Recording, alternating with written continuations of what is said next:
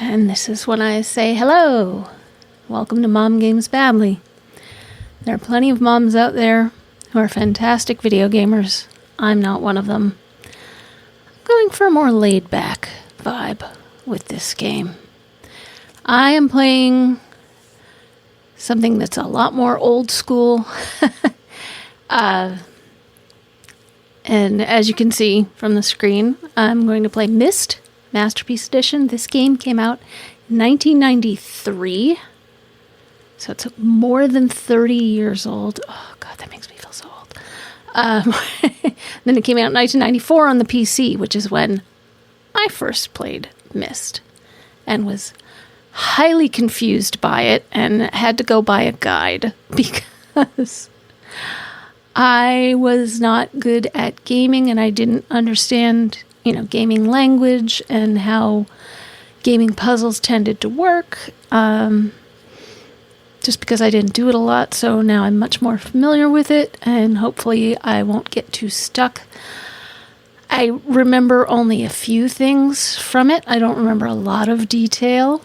I did play this, oh gosh, I can't remember how many hours I must have put into this game, but this game, I think, is one of the first, and certainly one of the most popular liminal space games.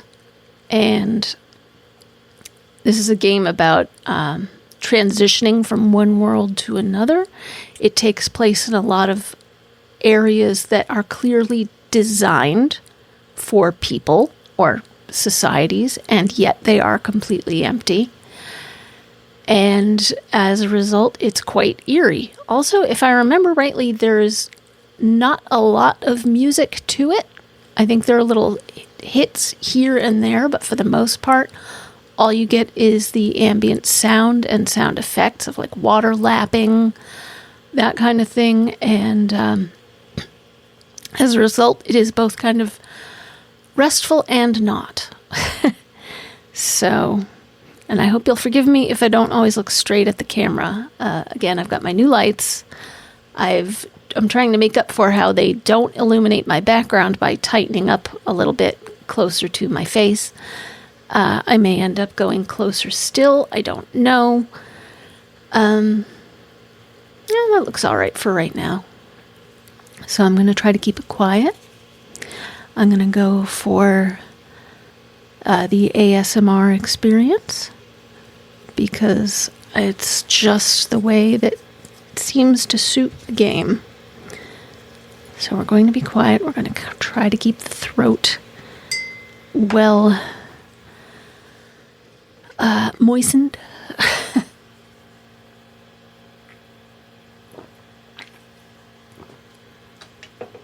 So I have one drink over there. Got my cold drink there. I have my hot drink here in my extremely lovely mug. And let's get going. I'm excited. Oh, goodness. Okay, play Myst Masterpiece Edition, launch options. Oh, well, no, the English is fine. So let's go with always use this option. The Masterpiece Edition is supposedly the closest to the original experience as you can get. Oh, gosh. Oh, this brings me back.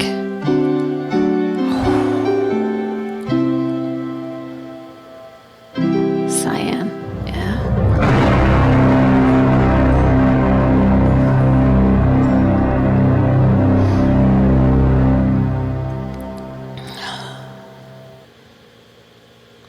Okay. Let's check the options first. Look at this. Look at these graphics. Amazing. Okay, zip mode activated means that the transitions are faster from one place to another. Transitions enabled, I'm not sure what that means, what transitions enabled means. I think I'm just going to leave it for now. So, yeah, so there's no changing the graphics. There's no changing The volume level, I'll have to do the volume level in post. Here we go. This was one of the most popular PC games for at least 10 years after it came out. I realized the moment I fell into the fissure that the book would not be destroyed as I had planned. It continued falling into that starry expanse of which I had only a fleeting glimpse. I've tried to speculate where it might have landed. I must admit, however, such conjecture is futile. Still, questions about whose hands might one day hold my Myst book are unsettling to me. I know my apprehensions might never be allayed, and so I close, realizing that perhaps the ending has not yet been written. I'll see if I can clean up that intro sound a little tiny bit in post. Okay, here we go. This is where it starts to get eerie right off the bat. Just stop and listen for a second.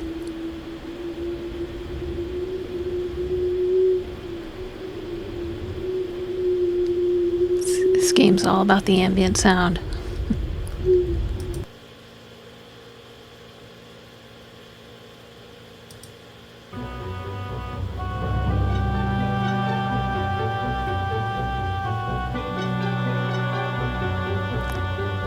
This is supposed to be point and click, but I can't see. Oh, wait. This is the intro. Cursor hasn't appeared yet. Pointer. This is the overview of the main Myst Island.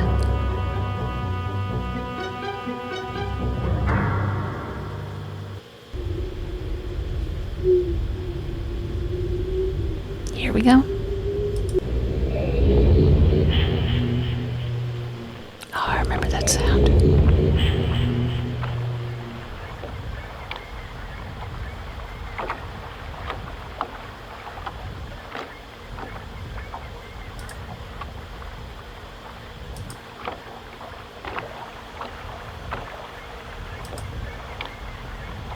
Oh, this is as far to the end of the dock as I can go.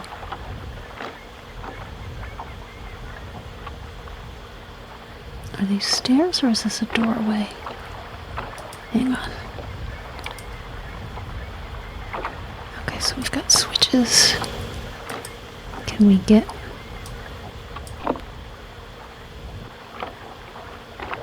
Oh, I think there's no power yet. Can we get in there? I don't think we can yet. We have to wait for the things. Alright, let's see.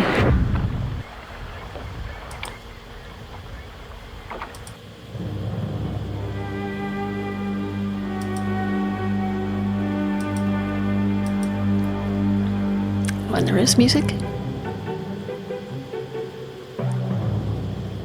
it's kind of...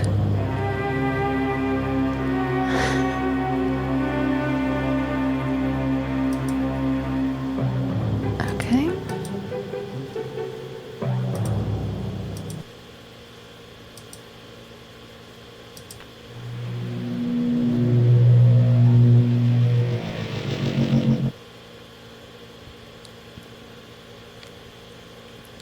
Okay, so we've got...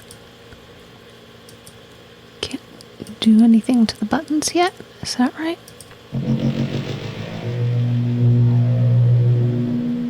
Okay. And we can't touch these purple things.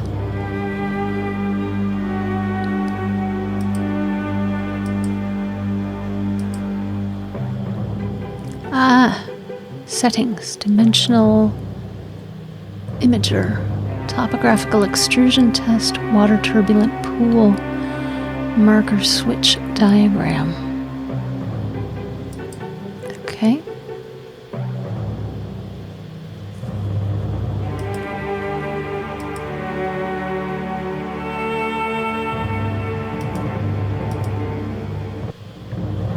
Doesn't look like there's somewhere to change the settings here. Yeah, there's nothing on this side. Alright, let's start exploring.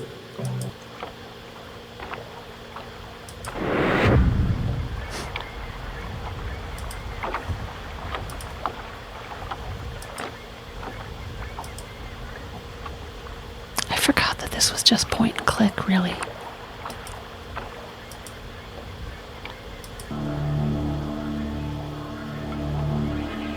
Maybe there's more music than I thought.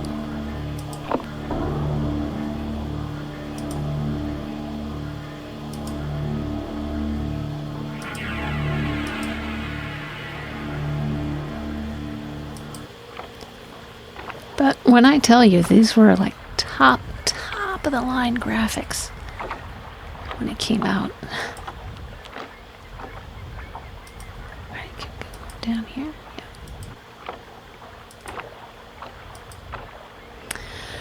Catherine, I've left for you a message of utmost importance in our forechamber beside the dock.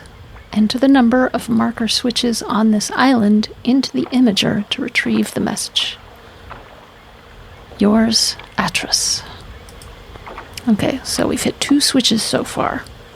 So I've got my handy dandy notepad.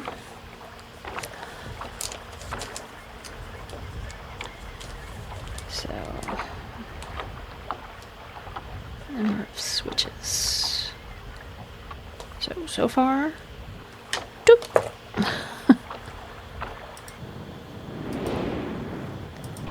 3. Okay. I'm gonna look in here, but I don't think we want to turn it on yet.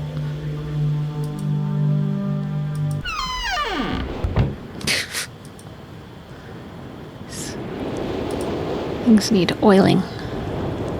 You can see there's something back here.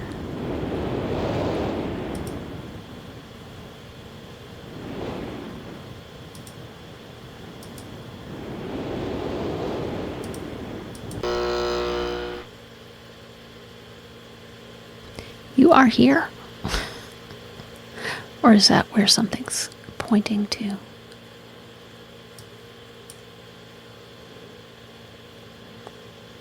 Yeah, here's the dock. So we're in here right now. Giant gear over here. All right.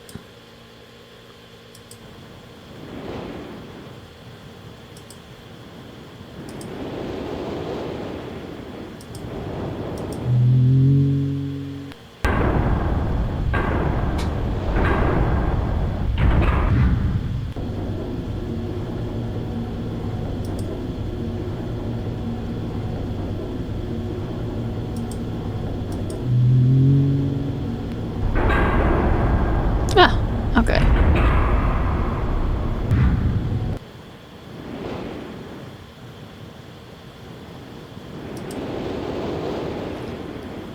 Okay, well, can we look at the bookshelf itself first?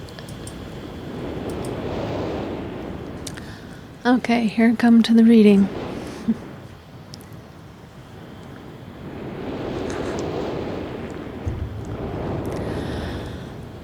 I have called this age Channelwood, and it is a very different world. Though it is exactly how I imagined it, it is still amazing to see it with my own eyes. Water covers this age as far as I can see, except for a small rocky island. Elsewhere, there are only trees, which grow directly out of the water. A myriad of thin wooden passageways are built just above the water and disappear into the forest. I assume they were built some time ago, for they appear aged. I am eager to discover more about this land and its people, but I have arrived here late and I must rest. I was awakened this morning by strange noises coming from a pathway adjacent to the one on which I had slept. I saw a group of monkey-like people heading in my direction. They had not seen me yet. I did not feel threatened by their presence. Oh, they had not seen me, yet I did not feel threatened by their presence. Their response to me was one that I would have never expected. After staring at me for a short time, they fell to their knees and began what appeared to be some sort of ceremonial worship. I tried to speak to them, but they did not understand my language. Instead, they indicated through enthusiastic hand motions that I was to follow them. As we walked, I began to notice that the waters below us were changing colors. Slowly, subtly, they would change from deep blue to muddy orange, then from muddy orange to beautifully clear. I was so intrigued by the water I hardly noticed that we had arrived at a ladder. Climbing the ladder led us to their village, which is about 10 meters above the water and can only be reached by rope ladders that stretch from the lower paths to the village level, approximately halfway up the grand trees. It is very interesting watching these people carry out their daily tasks. Even after watching them for hours, I did not understand exactly what they were doing. At sunset, they motioned for me to follow them. I followed the creatures to the doorway of an enormous hut. Strangely, once inside, I found that the hut appeared even larger than it had from the outside. The walls were garnished with bright metals, and in the center of the hut sat the leader of these people. At least, he appeared to be their leader, for he sat a meter off the floor in a thick throne. Guards surrounded the strong creature who was dressed in many exotic, colorful fabrics. Next to the leader sat a very old human. At least to some extent he appears human.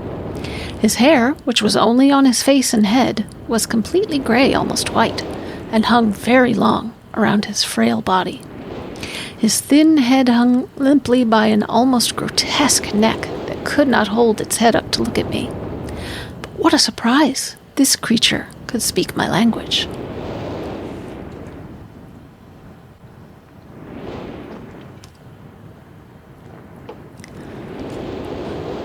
Shortly thereafter, I was given a bed with some hand motions that looked to be telling me to go to sleep. I look forward to learning more. As I suspected, the ancient creature is a human, but he is old beyond his own reckoning and seems almost insane. However, the tree dwellers almost revere him as a god. They are treating me now in the same fashion, which makes me feel very uncomfortable. It is almost impossible to understand this old man. His voice is feeble but wild. He has adopted much of the language of the tree dwellers. He himself told me he had not spoken our own tongue in ages. He attempted to explain to me the history of this place. The following is my best translation of what he has told me.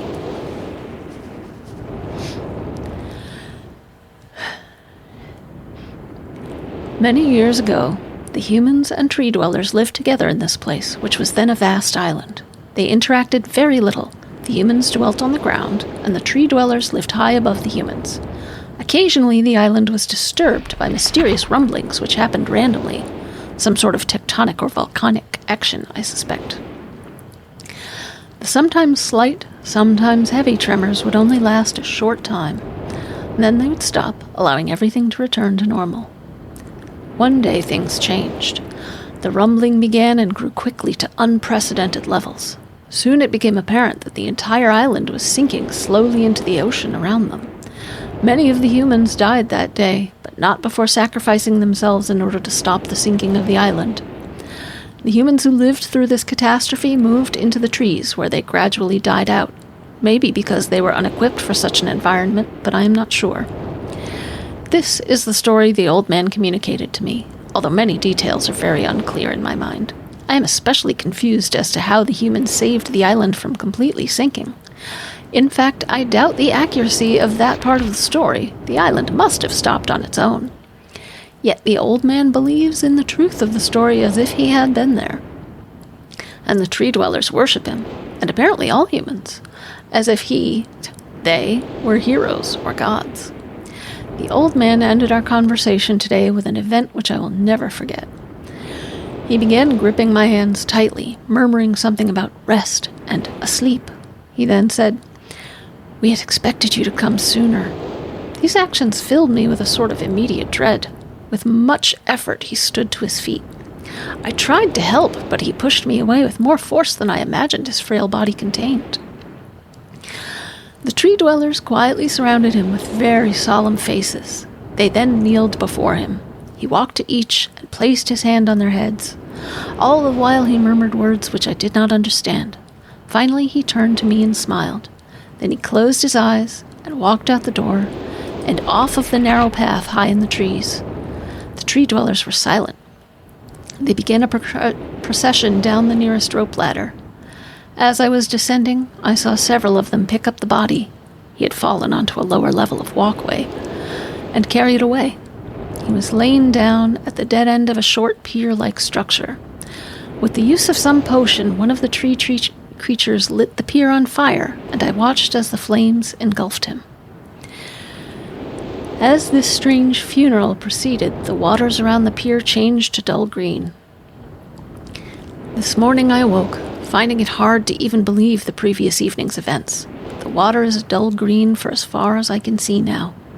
For some reason, the water no longer shifts color. As I wander throughout the pathways, the creatures watch me, curious to see what I will do next. They are constantly offering me strange objects of affection. I even found food outside the doorway to the room in which I had slept. This is a unique race of beings. I hope to learn their language soon so that I may learn more from them. I have lived on this world for 3 months, off and on, and the tree dwellers have shown great hospitality. I am even beginning to learn bits of their language. I have decided to return home for an extended stay with my loving wife and my sons, and hopefully return with them. However, I am sure Catherine will once again refuse. I think this age would be a wonderful experience for them all, and I at least look forward to how Cirrus and Achenar will react to its curious inhabitants. Catherine is staying behind, as expected. My sons have returned with me, and they enjoy this age very much. They get along very well with the tree dwellers and are picking up their language surprisingly fast. I have no doubt that it will not be too long until they can speak with the tree dwellers much better than myself. I am leaving tomorrow to check on Osmoian age. Cirrus has suggested that I allow him and his brother to stay. Though the idea unsettles me, I know the boys are growing up rapidly. The hospitality of these creatures is such that I could think of no better place to leave them alone for a short while, so I will consent to their request. I warned the boys not to take advantage of the respect of the tree dwellers. Not to take advantage of the respect the tree dwellers have for their ideas. They seem to understand my warning, and I have faith they will follow it.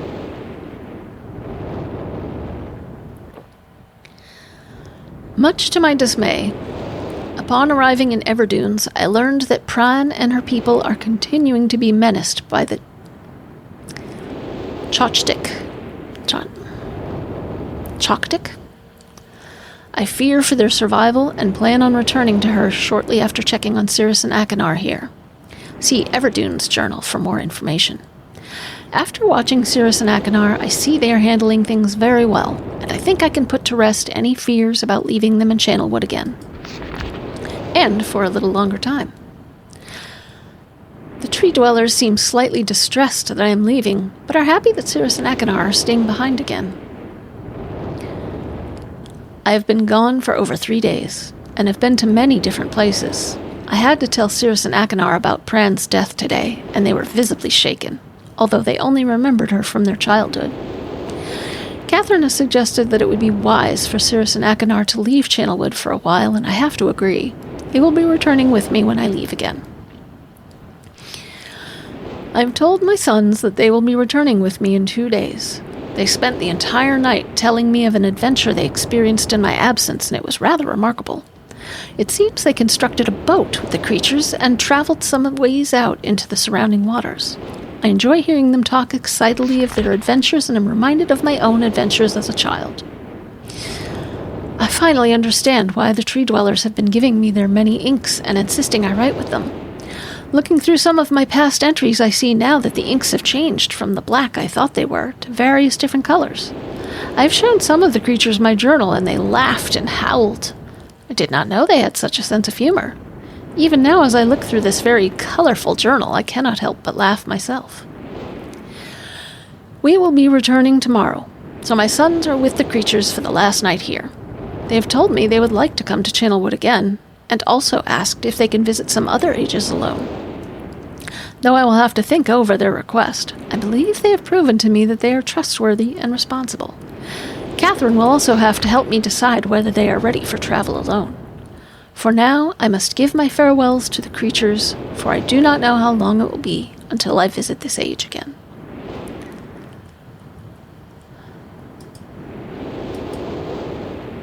Future Bridge. Okay, so this is a map of at least some of the Channelwood age. Oh goodness, there's at least, I think, 3 other books, so I'm going to take a break for a moment and get something to drink. And actually, I may look around in explore the stairs first before we go to the next book.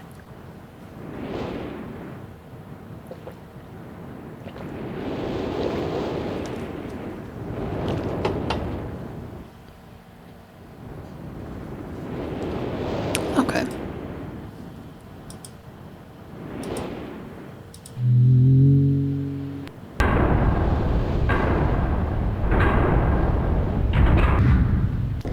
Okay. So notice the door to the outside gets closed off when the stairs open. I wondered if that's what this was. This is the door to the outside. Alright, let's see what's in here.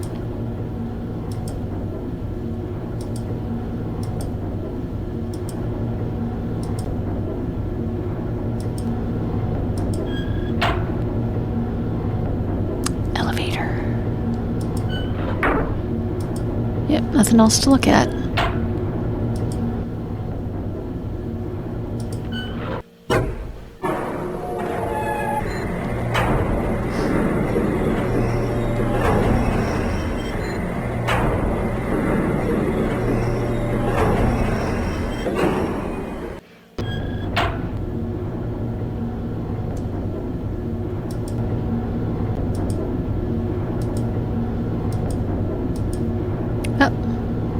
That's not right.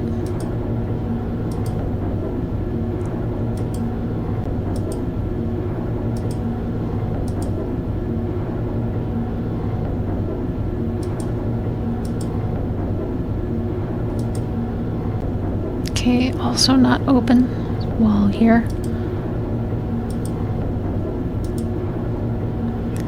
Okay, so the library and whatever the key is needs to be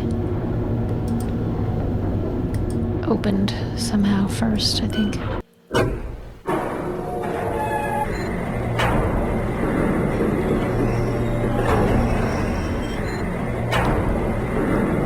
I remember being utterly engrossed by this game.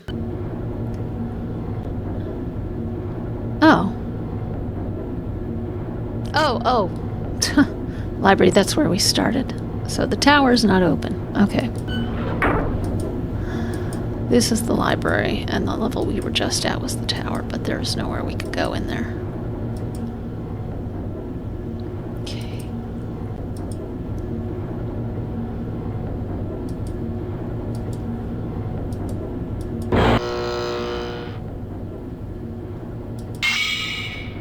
Oh, puzzle. Okay. Well, we don't have the answer to this yet.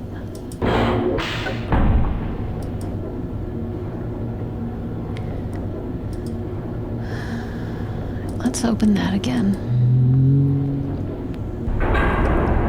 Alright. We'll do another one of the journals, and then we'll get to the red and the blue books here. Pretty sure this is one? Yep. Okay, the rocks.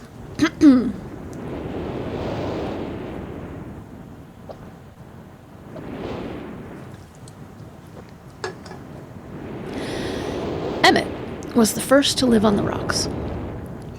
He named them the rocks because that is what they were. A group of sharp rocks clustered together in the middle of a large sea. This was where Emmett lived. He enjoyed his life. Emmett would occasionally swim to nearby rocks, as it was never too far of a distance. One day, another person appeared on the rocks for no apparent reason to Emmett. Emmett named this new person Branch. Emmett and Branch quickly became friends, swimming and hunting for fish together often. Emmett showed Branch the simple cave in which he lived on the largest rock. Soon, Branch discovered a place where he decided to live, also on the same large rock. The sun always shone brightly in their world, and the water was always dazzlingly clear, allowing them to see almost to the deep ocean floor which surrounded them. Though the sun always shone, it was never too hot for the boys. A light breeze always came from the north and cooled the area down. One day, while Branch was swimming and having fun in the water, he noticed another boy swimming. Branch brought the new boy to Emmett to find out what to call the new boy. Emmett said the boy should be called Will. Will was soon a part of the group, and all three of the boys swam and enjoyed their perfect world. At least, that is the story I was told when I arrived today on the island. Emmett, Branch, and Will were surprised to see me at first, but even before the night ended, we were all becoming good friends. Today, the second day on this newly created age, a strange thing happened. It was not strange to me, but the three boys did not understand what was happening. While I was relaxing under a large tree on one of the smaller rock islands, it began to rain. It was a nice rain that lasted for about an hour in the morning. I explained to the boys that the rain was not harmful, yet they obviously still feared it. Before going to sleep tonight, I told the boys I would leave the following day. I told them that while I was gone, I would make a surprising change in their world. They didn't understand, not that I expected them to. I still do not fully understand what happened today. I was experimenting with the art, testing the limits of the rules dictated to me by Father. I attempted to create a boat by writing it into the world. I thought everything was planned correctly, yet somehow the boat had become gripped by the rock and broken in half. Although this test did not turn out as I had hoped, I now have answers to a few of the questions my father never answered. As for the boat, I can see the boys enjoy it anyway, and with that I am pleased. They have played on it all day. Even though the boat cannot move, I have enjoyed studying from it. It is a much sturdier platform than the jagged rocks. In the course of my observations, I have learned some very interesting things regarding the solar system of this age. The nights are absolutely beautiful here. I've made note of and named a number of constellations that pass above me. Also during the night, I catch glimmers of light from the horizon, which I have not been able to discover if it is created by some natural phenomenon or by additional people on far-off islands or rocks. I should very much like to discover which. I rather suspect it is additional people, which would explain the appearance of Branch and Will.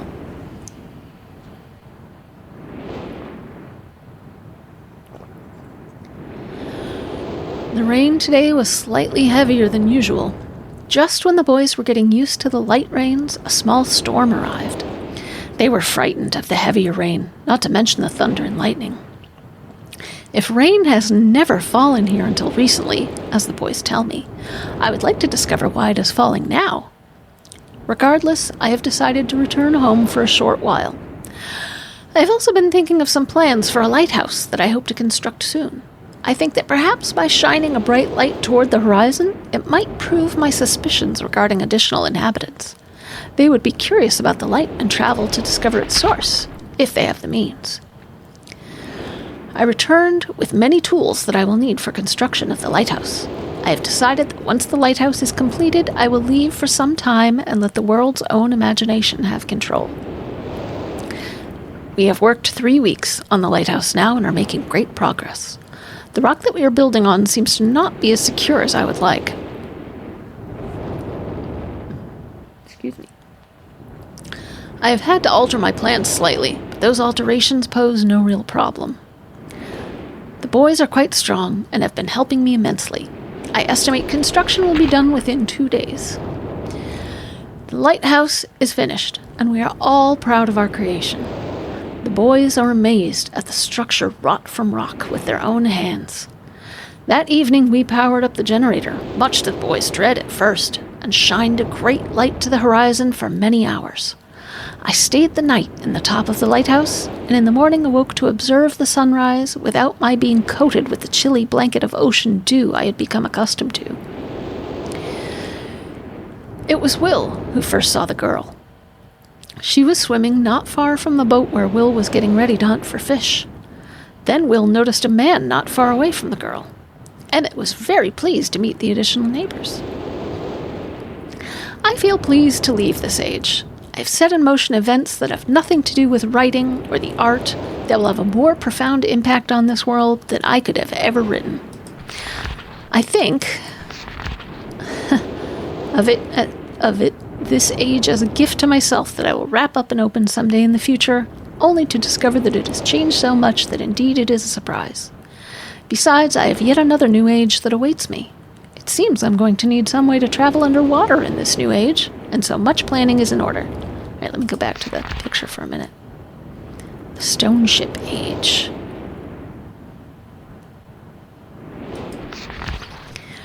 It has been 10 years since I left this age, which I have since called the Stone Ship Age. Upon returning, I cannot believe the changes that have taken place. The original 3 boys have grown into adults, and there are many new faces that I do not recognize.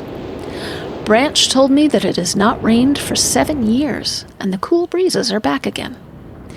They are all very content, and have been serving me with new foods and showing me new materials they have discovered. It even seems they have found gold somewhere. I see it in many forms around the island. My lighthouse has been kept in perfect condition, and it looks as if they have tried their very best to keep it so. Yet I've noted that the entire rock it was built on has sunk approximately 40 or 50 centimeters. After a wonderful visit with my old friends, I wonder aloud with them what things will be like here in another 10 years. Okay, so here's constellations. So this is the anchor, the eye, the snake, the spider, or I don't know what that is, the bug, the cross, the arrow, the bird, the leaf. Okay, that's it. Alright, so there's at least this book and this book. Maybe this one? I'm not sure because of the lighting. Let's see, will that... Oh, that does. Okay. So we'll get to that.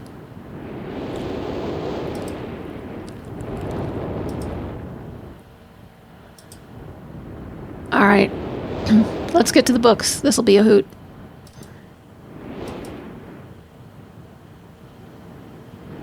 Oh, okay.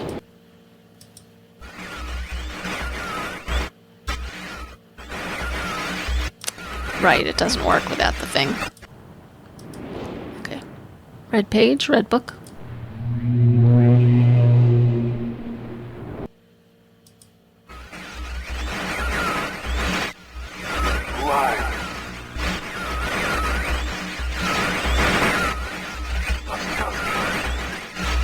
Bring me a red page.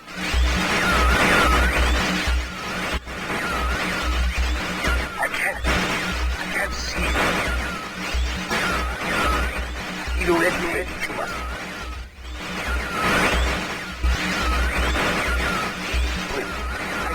Make a bring.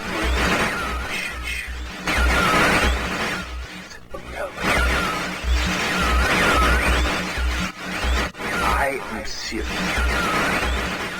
So that's Cirrus. Even up.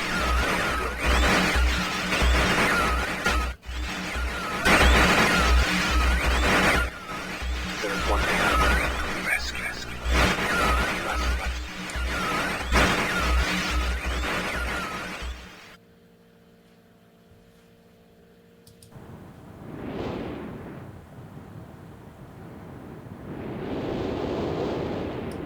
Okay.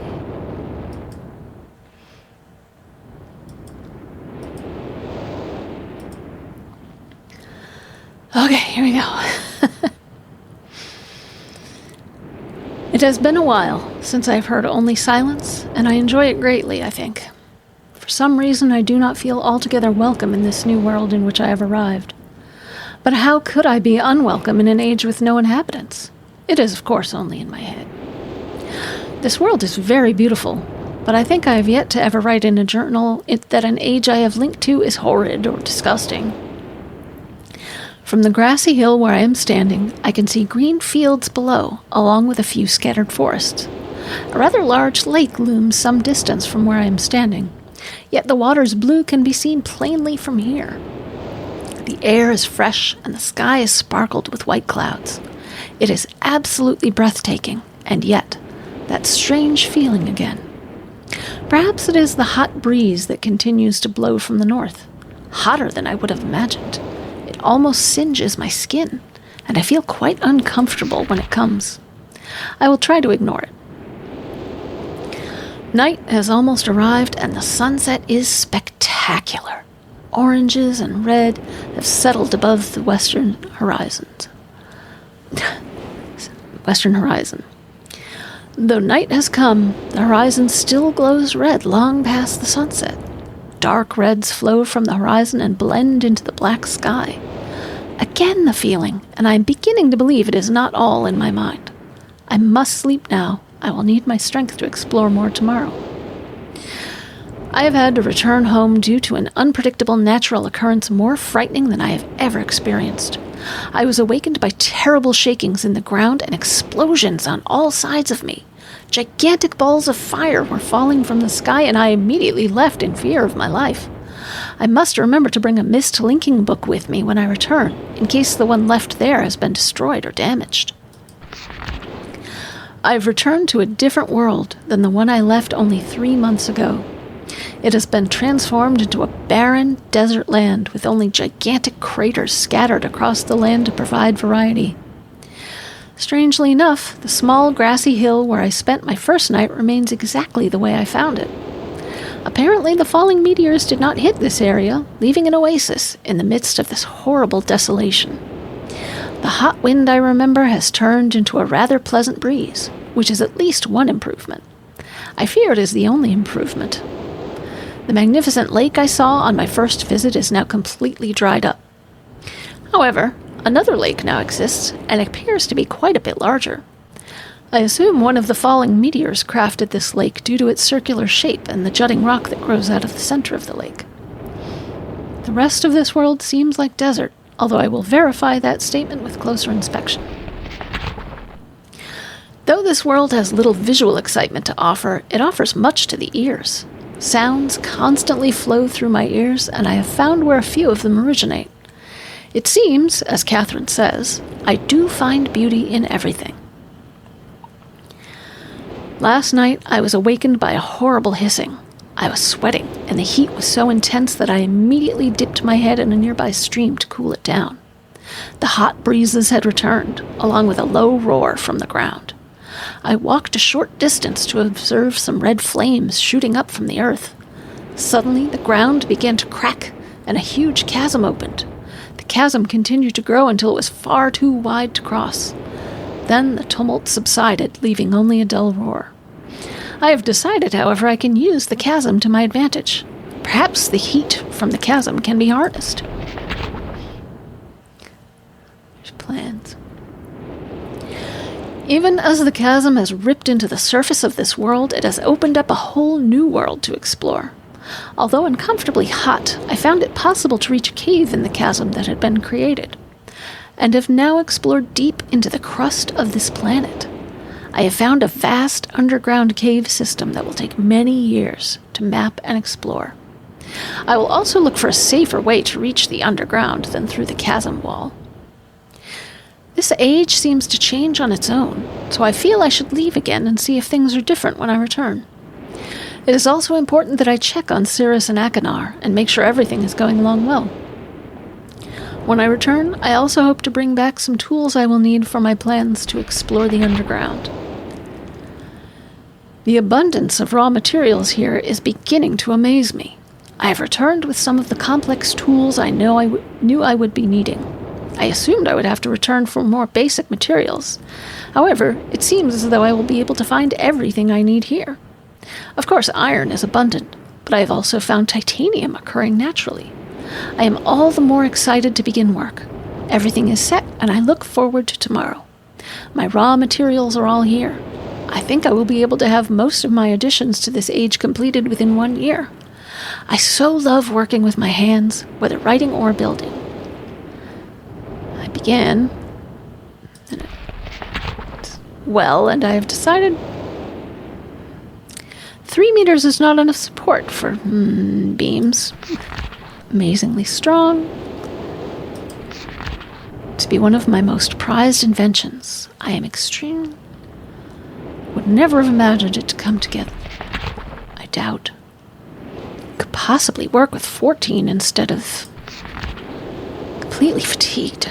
I'm so happy to have completed tomorrow. I'm leaving today in order to bring back Cirrus and Achenar. I have left them alone in Channelwood. I believe they will enjoy all there is to see here. The age seems to have stabilized. I believe the meteors set off a period of volcanic activity by piercing into the shallow crust, but the tremors have become few. I've just noticed that a large amount of this journal has curiously vanished from the very pages on which I wrote over the last 18 months. Fortunately, I have copied many of my construction notes in another journal. I do not understand the many mysteries of this world, but I trust I will discover logical answers to my questions. I have a feeling that many of my questions can be answered in another age to which I hope to travel soon. But for now, I must simply accept this world's mysteries and take pride in my accomplishments. All right, and we are going to whip out the phone and take a picture of the keyboard here.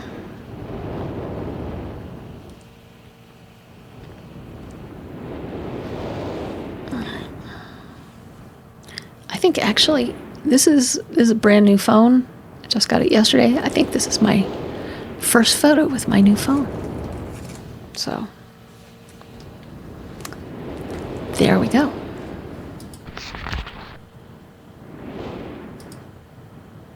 Okay. All right. I need another break. So I forgot to mention anything about the book. The red book here.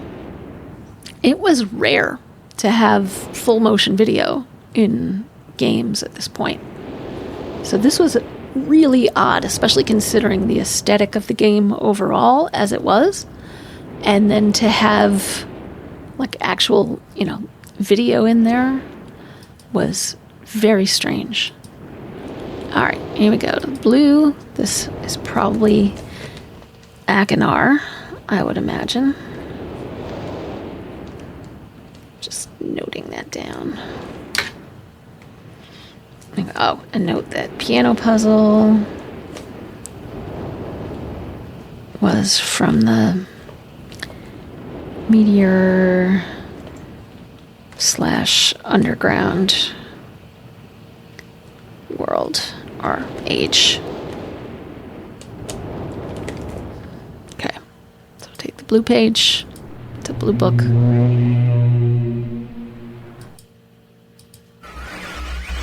Serious?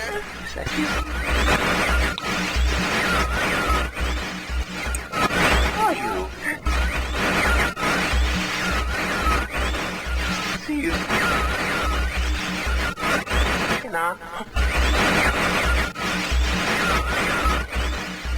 Help me. Bring blue pages.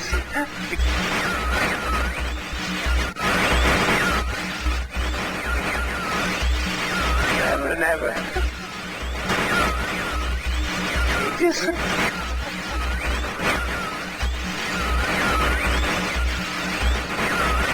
I must have the blue page.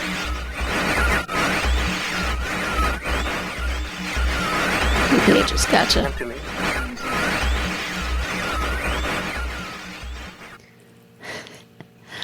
I remember playing this the first time right off, you're just like, oh, he has not got it together. Akinar does not have it together. All right. I think we've got at least one more book still to read, so I'm going to go take a quick break. You won't even notice.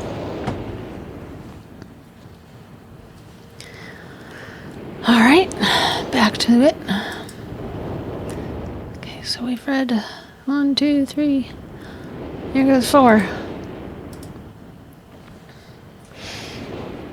Oh, you know what? Hang on. No, okay. I was wondering if there were symbols on all of them, but not really. Okay. Here we go.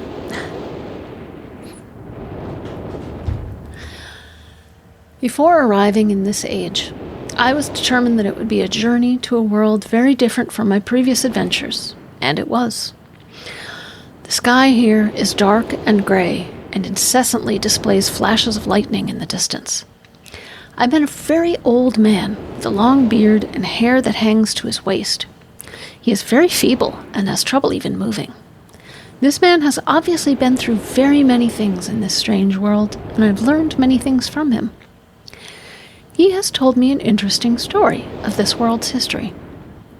Years ago, he told me, there was a beautiful city that rose up out of the water. It housed many people inside its walls, and the people had everything they wished for. The city was surrounded by 3 high hills, which rose higher than the city.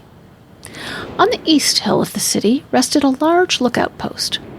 The people of the city had constructed the post expecting visitors to arrive from the east. The people had no means of traveling on the water, which forced them to merely wait for friend or foe. As time passed, friendly visitors brought rumors of an enemy that existed beyond the horizon. The people grew fearful, yet nothing happened. One day, the usually sunny sky became as dark as night, and black ships appeared on the horizon. The lookout post's attempts at peace were turned away, and the sentries there were easily overwhelmed. The ships continued to wreak havoc on the city, apparently destroying everyone and everything. After the foundations of the city were destroyed, the city sunk deep into the ocean, and only the lookout post remained. The black ships sailed away. The men continued to say that 8 people had hidden and managed to survive through the attack. In the 9 years since the attack, 2 of the survivors had died. He also said that it was rumored that 10 years from the attack, the enemy would return to finish the destruction they had started so long ago. I have decided, since hearing the man's story, it would be admirable to save this civilization and stop this enemy's plan of destruction. I am excited about the adventure that awaits me, and an idea has sparked in my mind to provide the needed defense for these people. I met the remaining survivors today, and I've begun work on a plan for protection. After a short absence, I have returned to this age with my 2 sons. They have, as of yet, traveled rarely with me, and they are understandably excited to be here. They have grown considerably since Everdunes, and it is already obvious to me that they will be a great help this time, instead of the nuisance they have been in the past. All 3 of us, along with 4 of the healthier survivors, began construction today. We are building upon the old city's ruins, which will provide a perfect foundation for our fortress.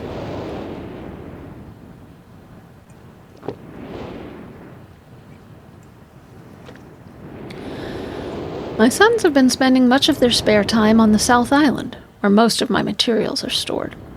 I am very pleased with their intelligence, and their creativity is refreshing to see, as they work on some small projects of their own. It has been over 4 months now, and construction is going well. My sons love the world except for its gray sky. They detest the gray sky, and tell me many times they wish the sky here were like the blue sky in Myst. The old man I first talked to tells me that the enemy is due in 4 months. I feel we will be ready when the time comes. The man reminds me of Emmett in many ways, and I often wonder how Emmett and his people are doing. It has been 6 months of work, and we have finally finished the fortress. It rests between the 3 hills, which are now only islands due to a rising water level that the people experienced after the attack. Inside the fortress, I have designed a most intriguing device. It makes use of a technology called holography. I began experimenting with on my visits to Aspermere. Sorry, I keep getting caught on the fact that the calligraphy in here, sometimes the little flourishes at the end of words look like punctuation, and so I'll pause where there isn't actually a comma.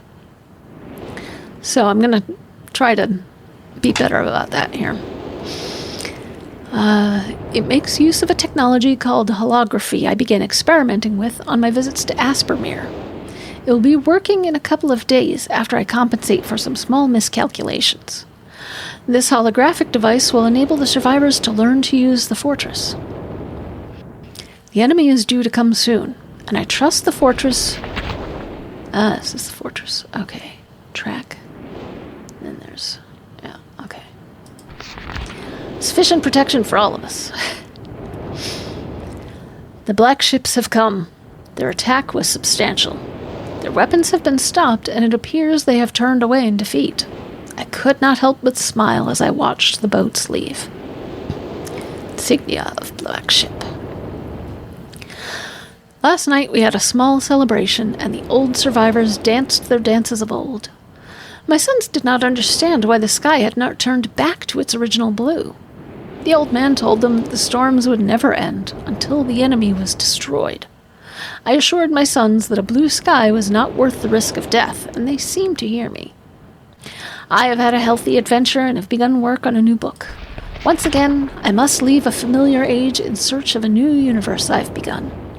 But first I will have an extended time with Catherine, whom I miss very much. I must also return to the people of the tide. I believe in my travels I have found a substance that will ease the pain of their bone ailments that they have long endured.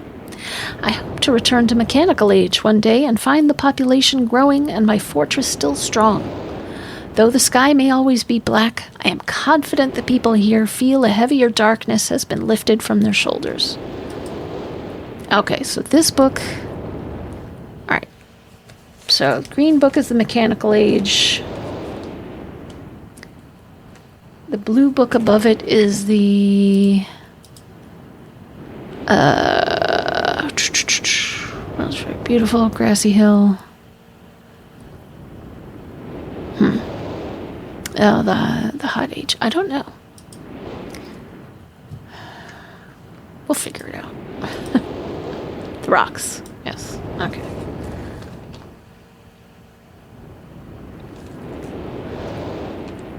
And then I think, did he change it later to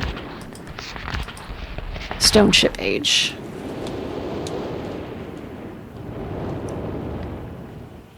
You never know when you're going to need this information.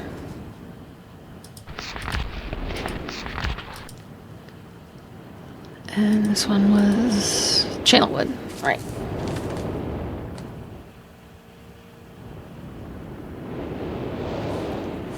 This one was Volcanic. I'm just going to call it the Volcanic Age for now. Although I think, did he say at the end of this one?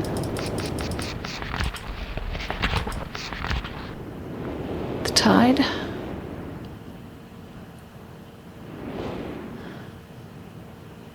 Maybe it's the Tide.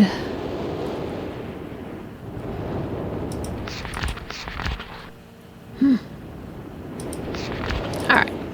Anyway. Okay, so we'll look here.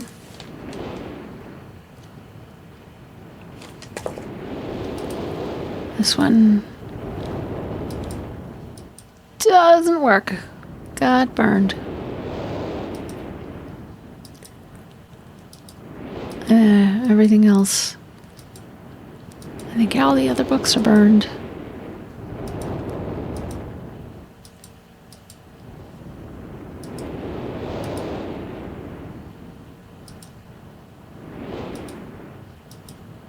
Yep.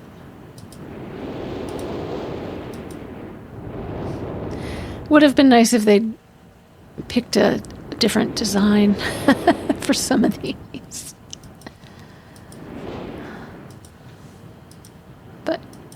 We get the idea. Okay, so that's all the books. Yeah. Alright. Let's go see what else is in Myst. On the actual island.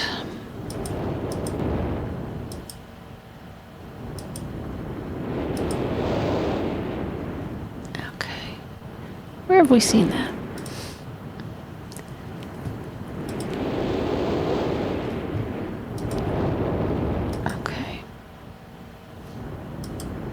Can we go down here? Ah. Okay.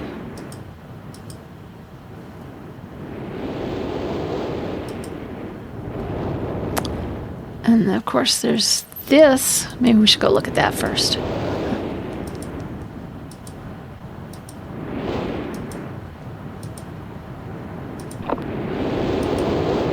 Okay, so that makes 3 and 4 levers.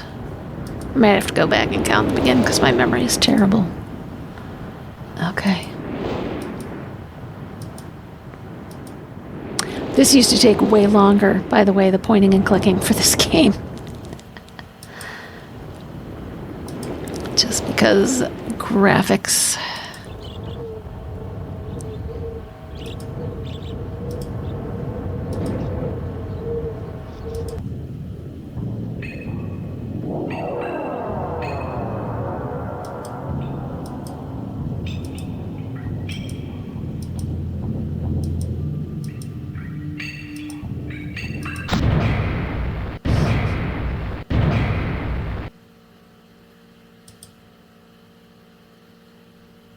Oh, right. Okay. Okay, so we're gonna need, I think these are generators. So to get everything on the island powered up, we're gonna need to get whatever codes, combinations of numbers.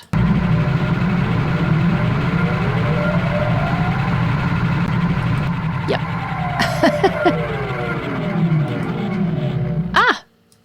Was ist das? Power in general. Power to spaceship. Generator switches 1 through 10. Okay. All right.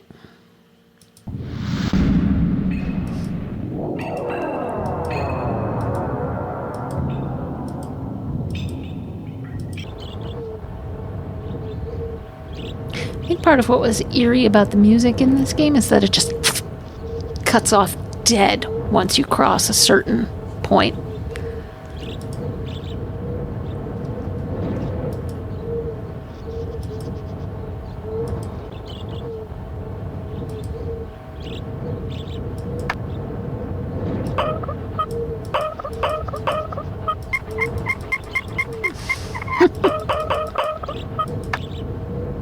Yeah, I don't think that's gonna work yet. Clock. Okay.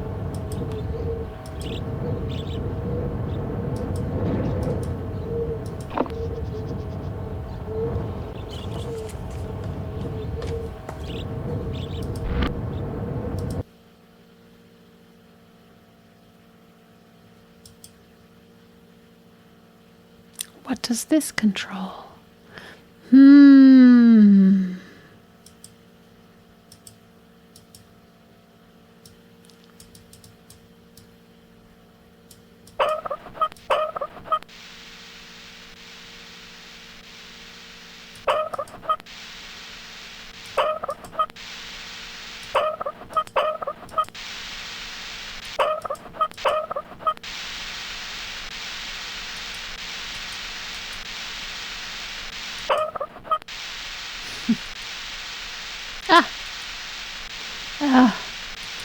Okay, more puzzles.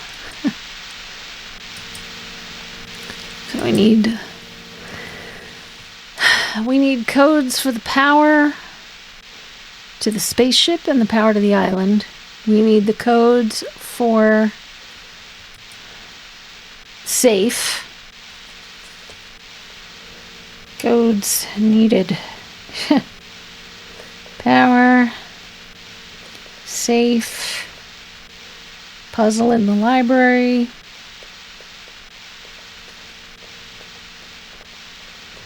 All right.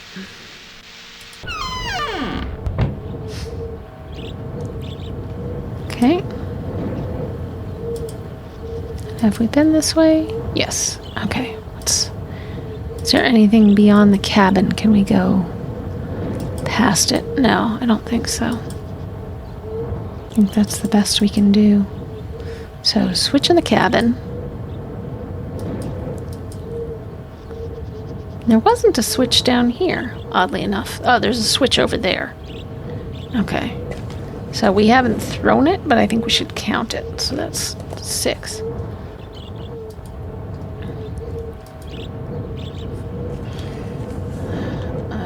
Not thrown.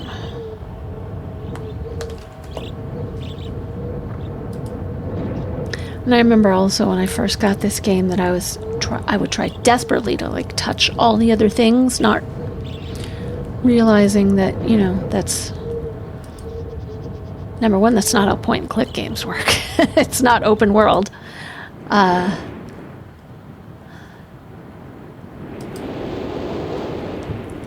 But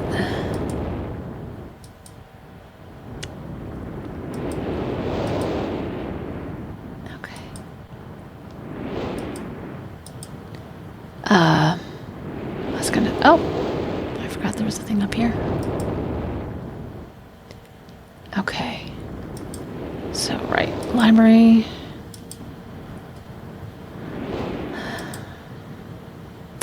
That. Yeah.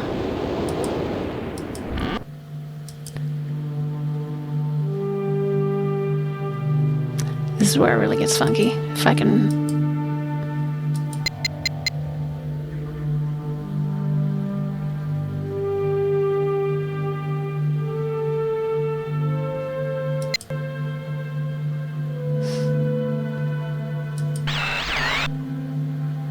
Now we need a specific date. Date for chair.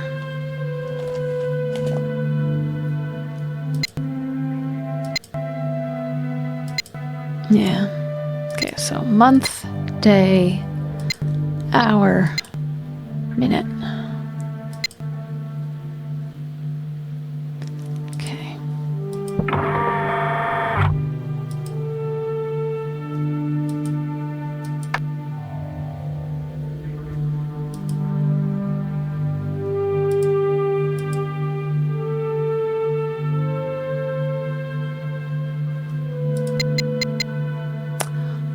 Aha.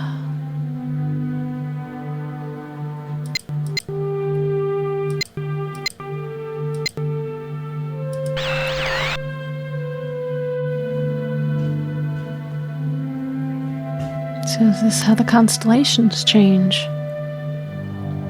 This looks like a planetarium. What's this? Oh, no, that's just the lighting. Yeah, I desperately wanted to explore in here, and you can't. You can go to the chair and you can go back, and that's about it. And you can look up.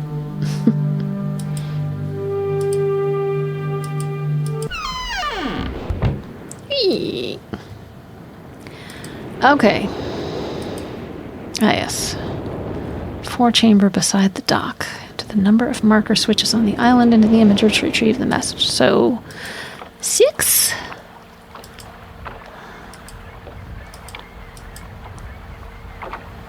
Oops, no, we need to go like all the way back down here.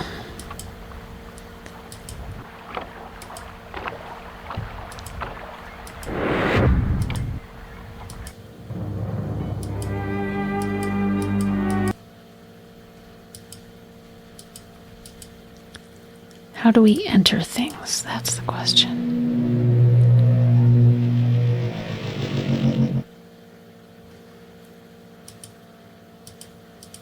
Do we just hit it a certain number of times? No. Alright, so there's got to be somewhere else where we can enter coordinates somehow.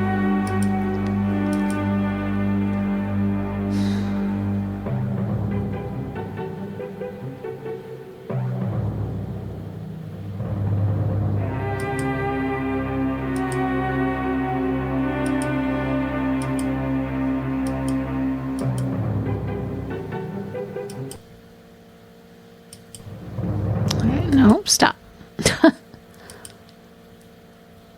How do thing?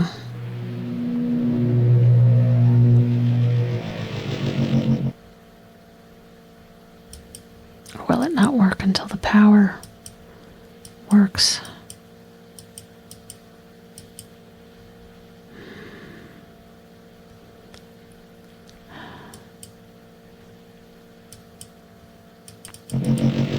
Yeah, it's just on off. I'm not sure how I'm supposed to enter the numbers or where I'm supposed to enter the numbers.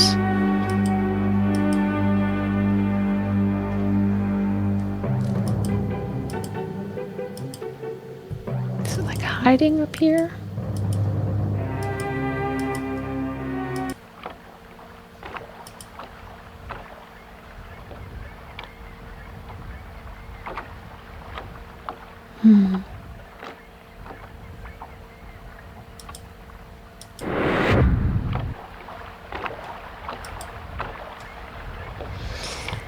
Okay, here we have our first sticking point.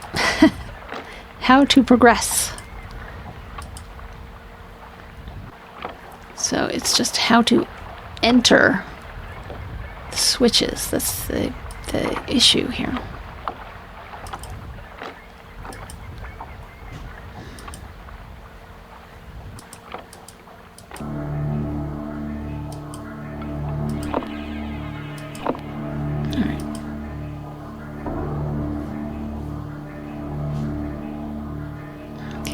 Maybe this will just give us a better perspective.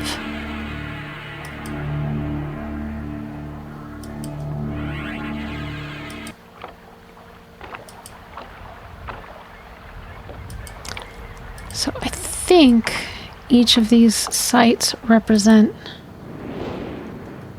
or some of these sites represent the different ages.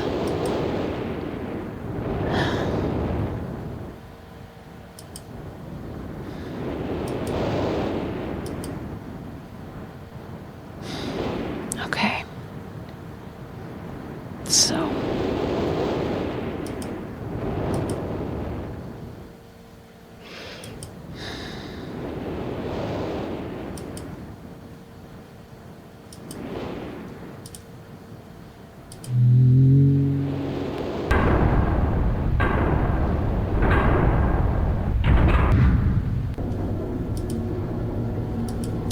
Let's go back in here for a second.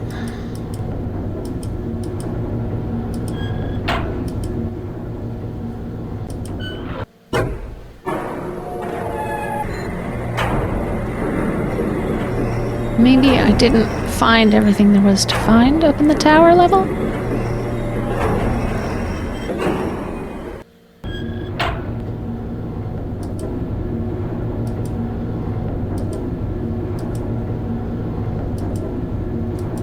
Like, what's this about up here?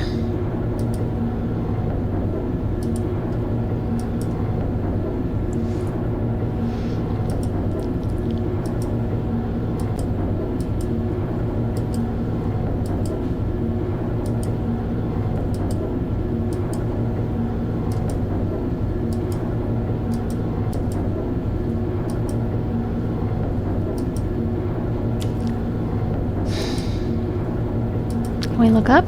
No.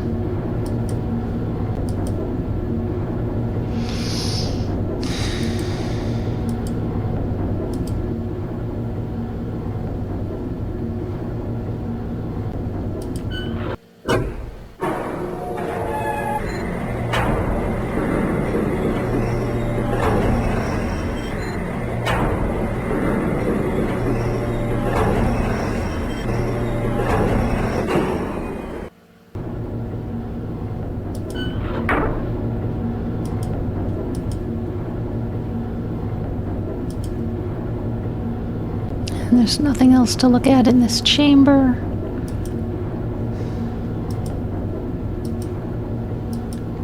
It's a wee bit frustrating, this game. And here's... Now you're finding out why I got the guide. Alright, let's look at this again. Ah, okay, so are these all the places I've thrown switches? So... Because we did the one at the dock, we did up here, we did up here, we did up here, we did in this area, did over here. We just didn't do the one down here and the one over by the rocket.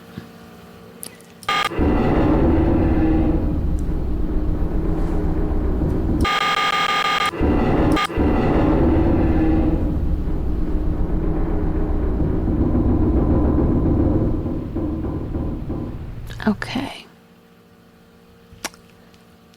Let's go see what we've done.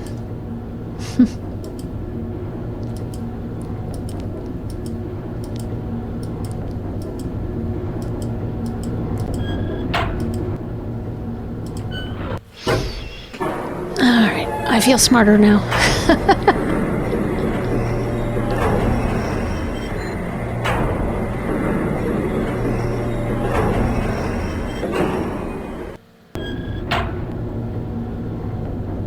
Okay. No, nothing up there.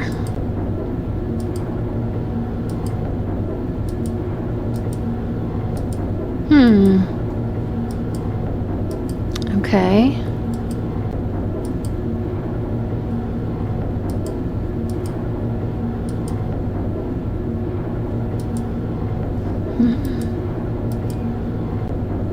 Not what I thought would happen.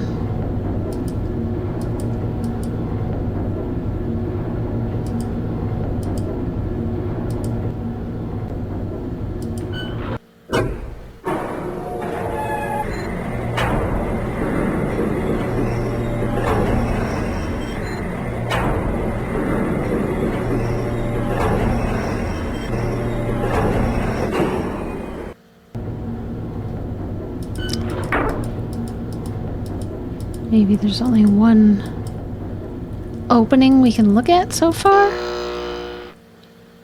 Is it maybe one of the blue areas? Or... Do we want to point it down this way? Sorry about the noise.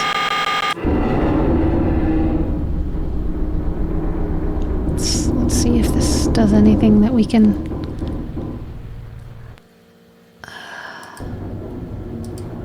Lauren, I apologize for the trial and error.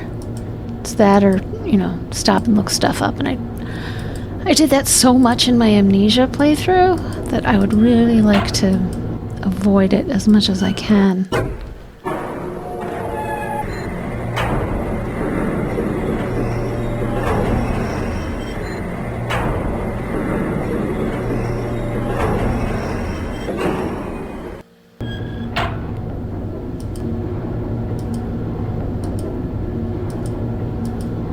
No. What am I doing wrong? What am I doing wrong?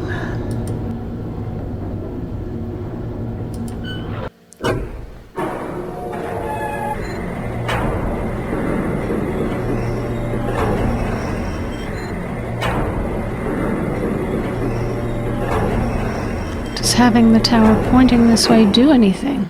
Maybe we should go look at it from outside. Get a different perspective.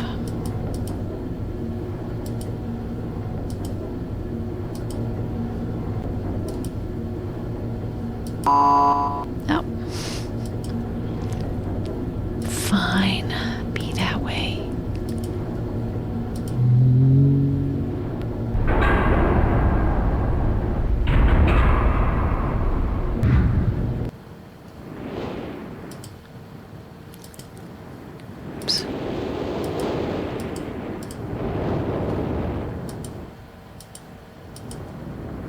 Oh.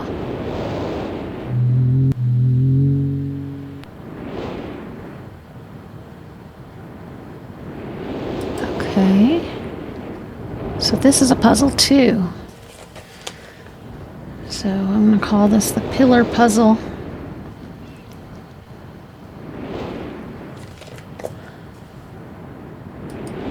Now I know we saw some of these things. Yeah. In one of the books.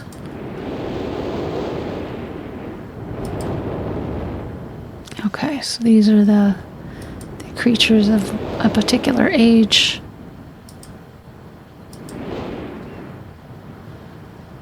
Okay, so maybe that's something we can do. In the meantime, however, I would like to turn around and look. Oh, this is the tower. Okay, I gotcha. Is it not up high enough, perhaps?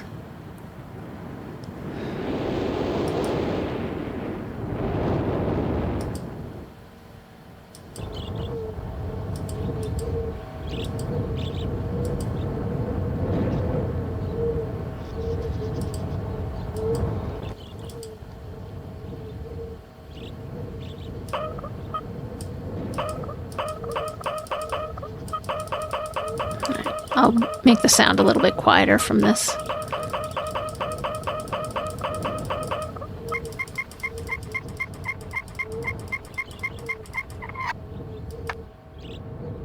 No. Okay. Oh! It changes the time.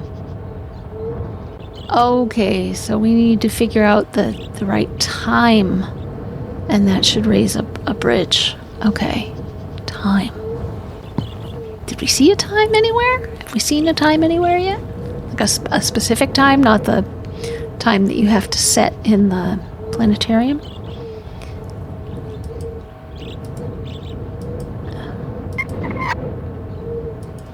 Yep.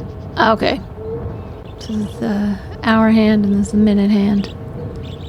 Got it. Got it.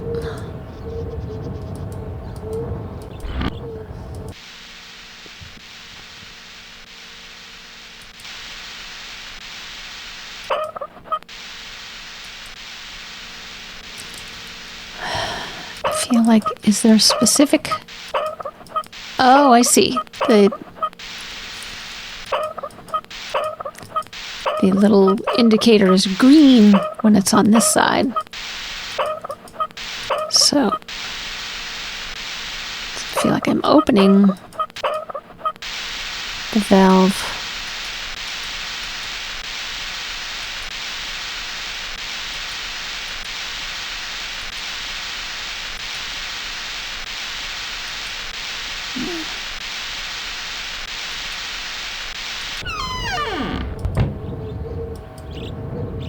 So we've got a good head of steam going. Oh! Hold it. You can't see it from here. I think there's something... That! We missed one.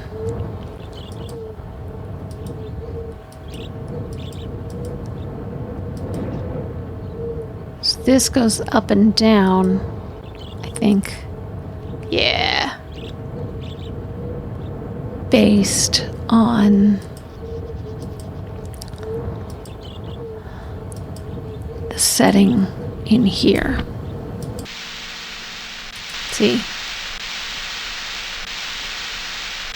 So it started at nothing, but alright, let's see what happens if we turn it this way a few gazillion times and see if that brings it down. Let's go out and see.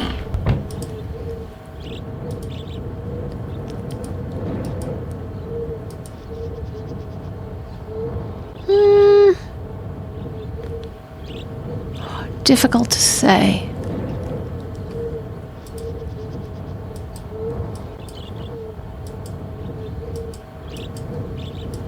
Going to make it go up higher.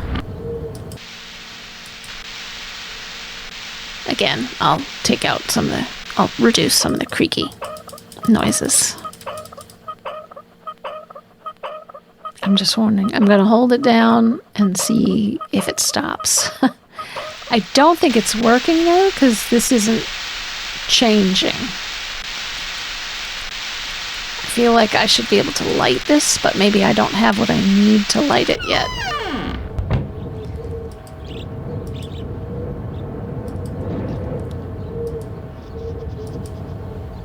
Right, there's no switch here. Just by the way, yeah, it seems the same height. Okay, have we missed any other areas? Alright, well, I think what we need to do is go back to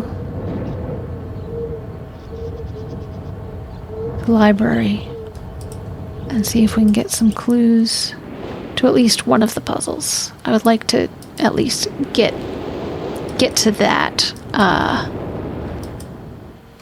by the time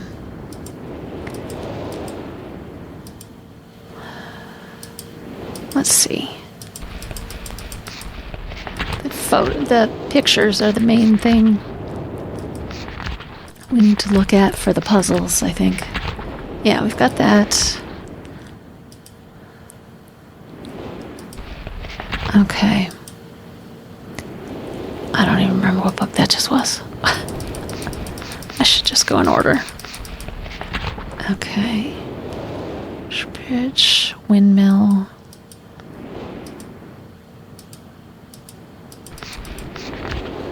Submersible lamp.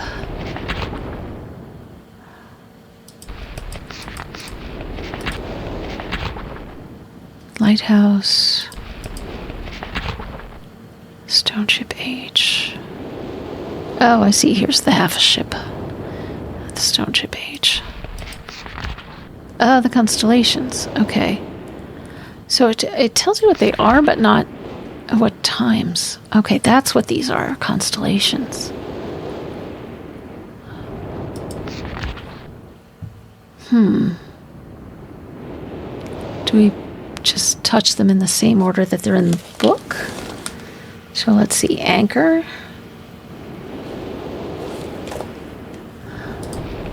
Eye. Snake.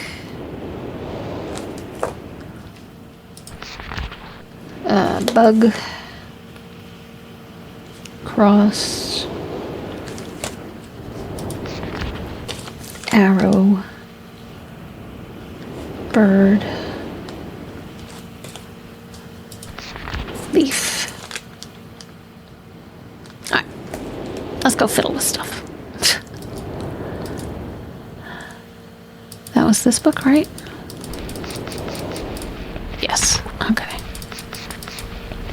No, that was the other book. That was...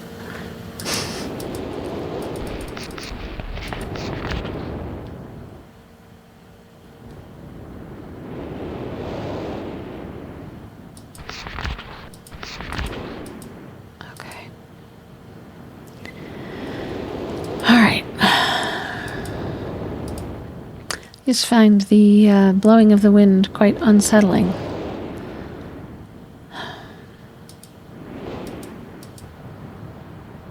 Okay. Actually, this would make sense for this to be the first puzzle. You walk out of the library, and what do you see? Are these things. What's that? What's this one? Oh, no. No, we don't want to do that. Anchor.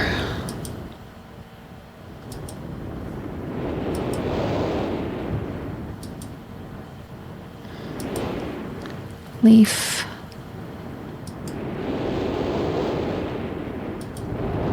Arrow. Okay. What's this one? Anchor. Alright. Eye.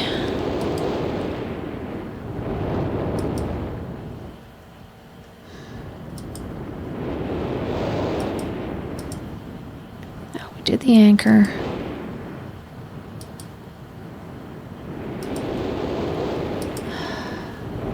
One. The bug. No, we don't want the bug. We want the eye.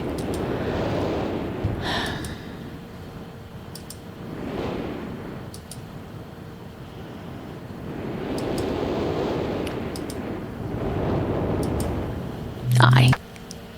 Okay. Snake is the one over here next to it.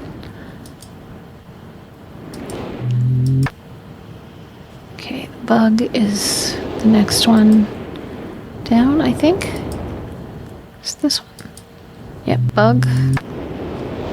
Alright, and the cross is on the other side.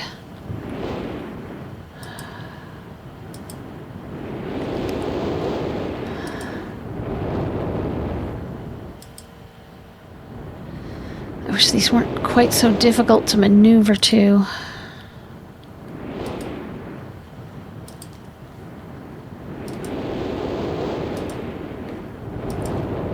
No.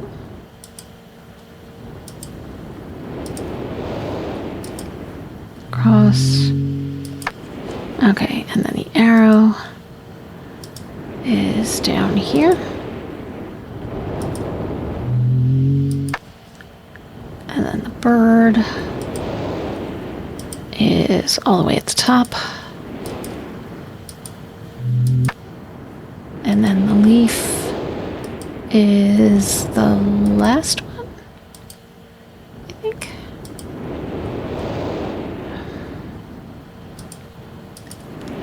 No, leaf is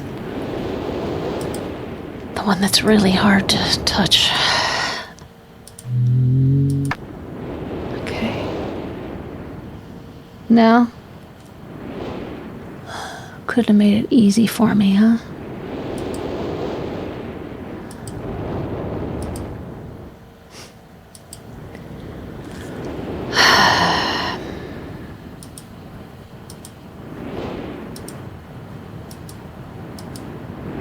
that isn't open yet, so there's no point.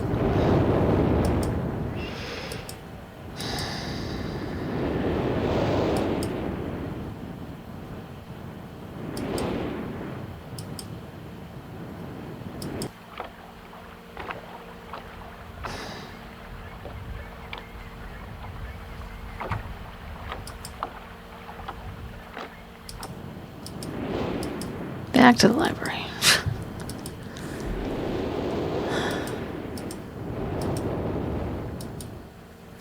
Burnt.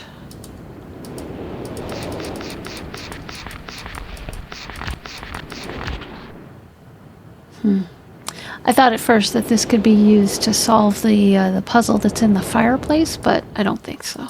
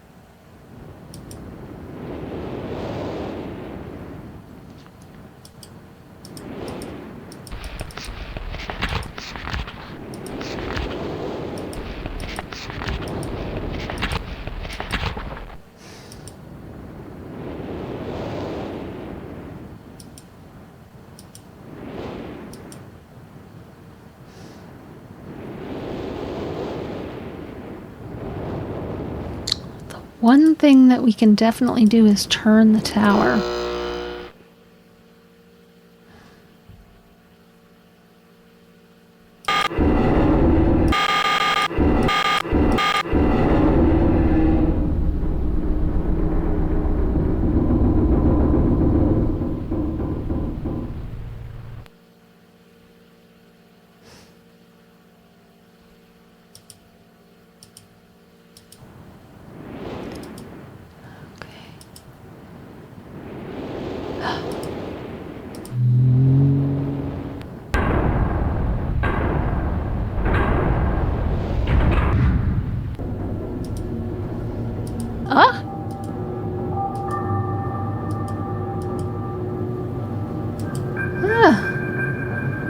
Okay.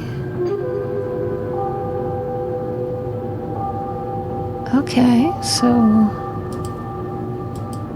what's on the other side? Here. Oh, no, it's just blank.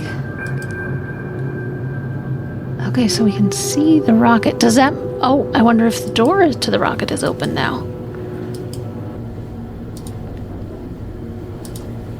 I need to open the door.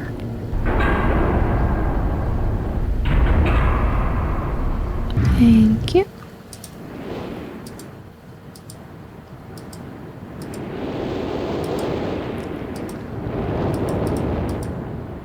No.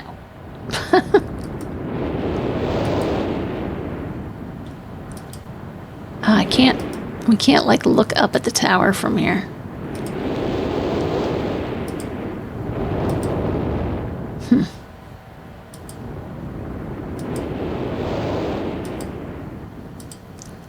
Okay.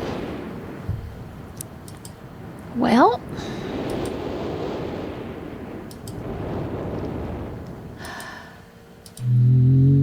Good does that do?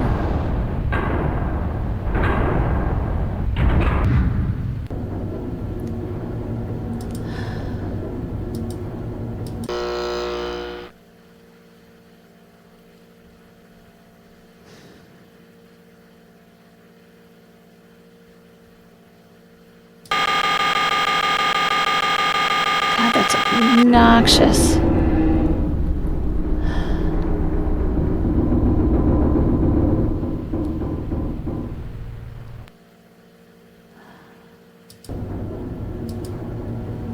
I'm wondering if this just lets us look at them, and if so, like, I don't remember what the purpose is of being able to look at them.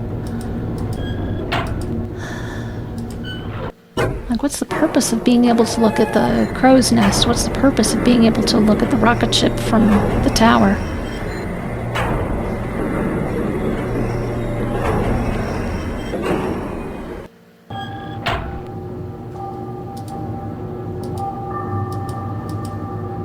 Yeah.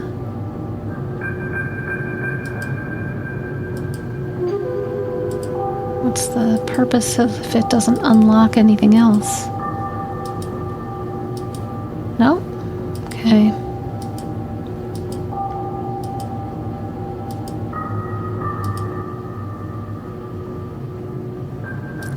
Did we touch... Yeah, does that do any good to just touch that sign? No, go back. Go back. Get back in there.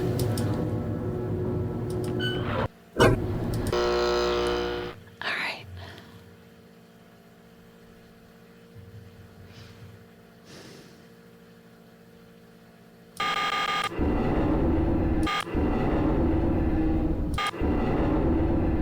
It turned red before, that's right.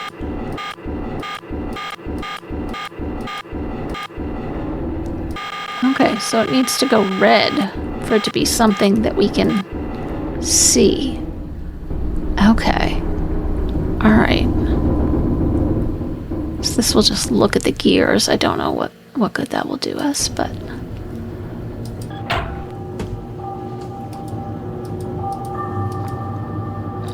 Yeah. It's like, great, I can see that now. What good do it do? Do it do anything?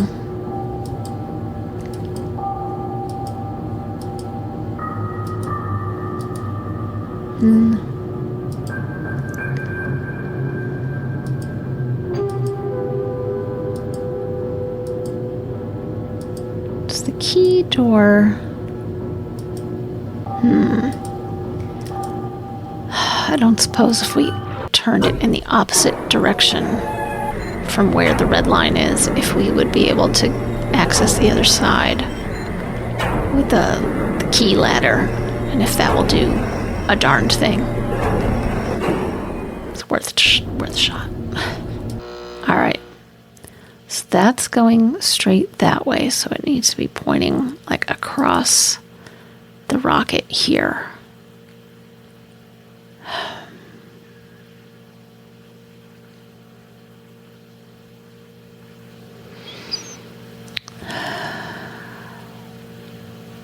Alright, so I'm gonna just gonna touch my own screen just to remember where this is. Okay, where the exact opposite is. And we'll see if that does a darned thing.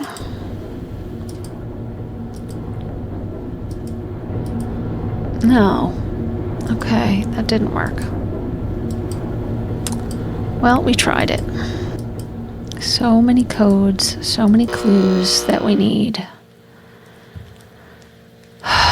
Boy. Yeah, so... Just so you know, the Myst manual sold like hotcakes. Alright, let's go look at the tree. They give you a super simple puzzle to start with, enter the number of switches, but they don't tell you how to enter the number. Okay, so there's the giant tree.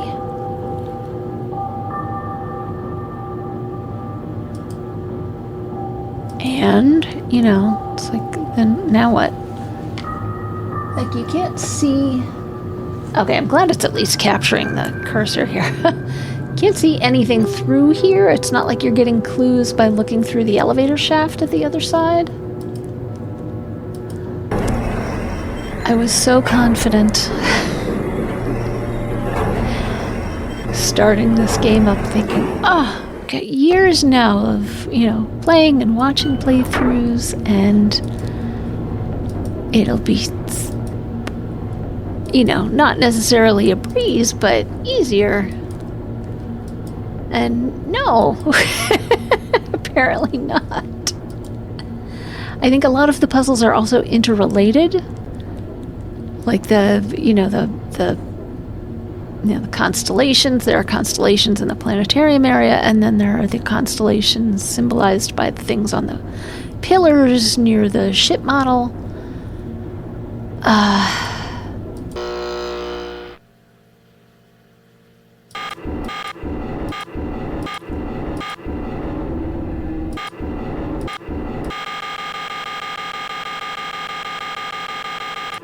I'm sorry, that's such an unpleasant noise. Okay, so it's... Wait a minute, I thought we had... I'll cover the noise.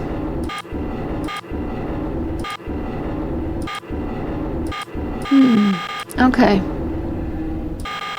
So you can only do the rocket, the gears, the ship, and the tree. Interesting. Alright. Alright, we need the books back, I think.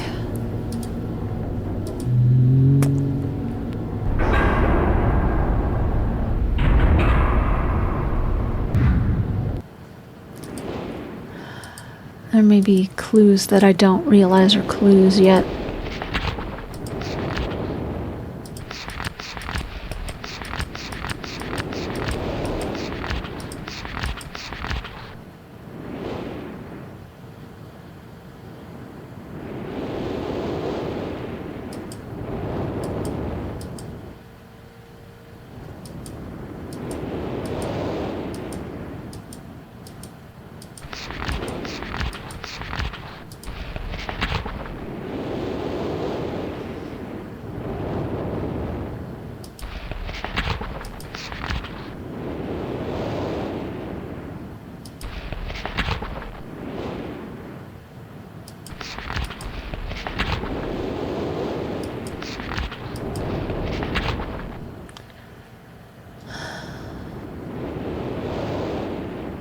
Do these numbers mean anything?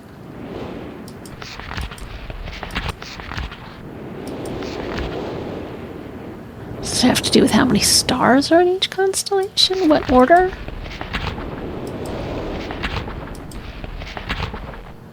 Do they have a different number? For number 1, let's see. So this is 7, this is 4, this is... No, this is also 7. So they don't even have different numbers of stars in each constellation. As a matter of fact, a lot of these are 7. Alright. Okay.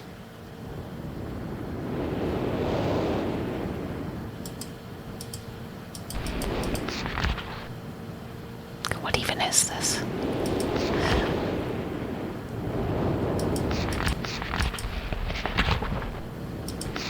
Aspermere.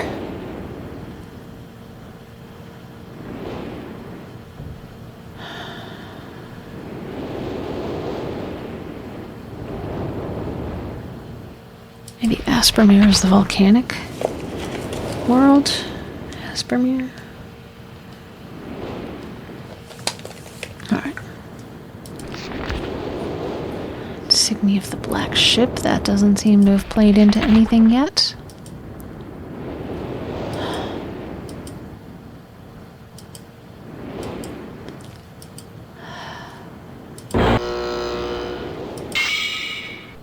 How many across? 3, 4, 5, 6.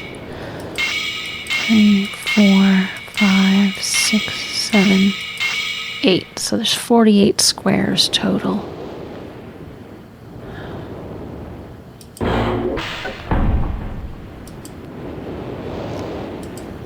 So it's a 6 by 8 grid.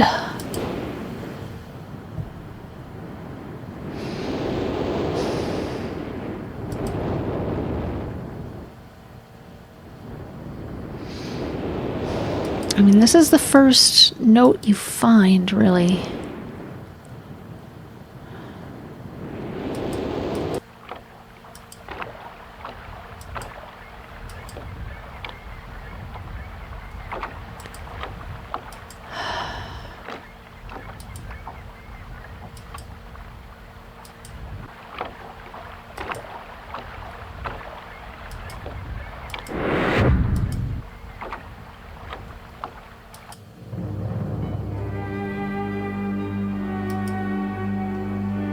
How do I enter anything?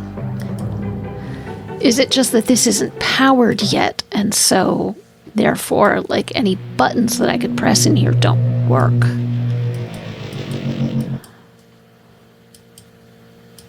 I think that's got to be the issue. Because, I can't click and hold and drag. I can't. These don't move. The purple balls do nothing. Yeah, all this does is turn it on and off. Is it just the number of times that I do it? Let me go out and come back. All right, what does this say again?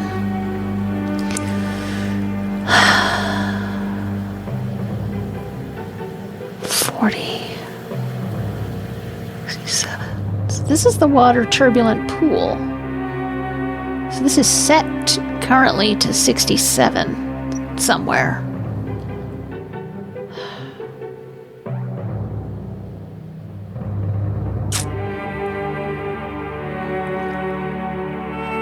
Are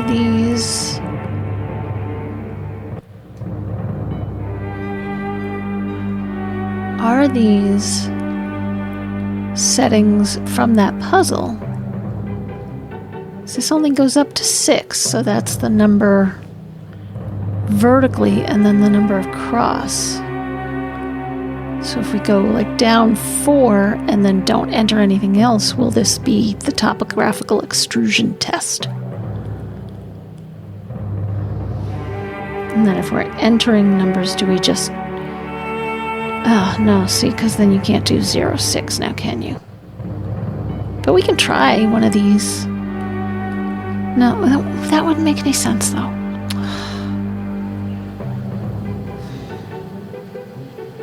Marker switch diagram. 47. Well, I'm going to try it.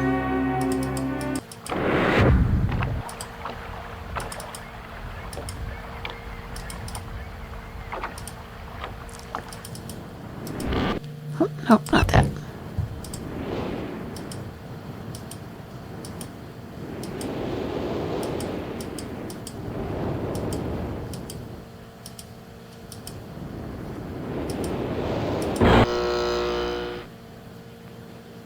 One, 2, 3, 4, 5, 6, 67? No. That one. All right.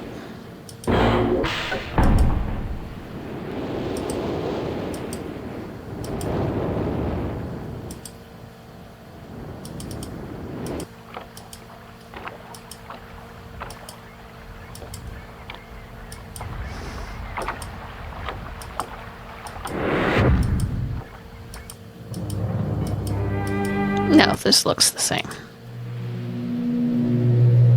All right. Missing something clearly.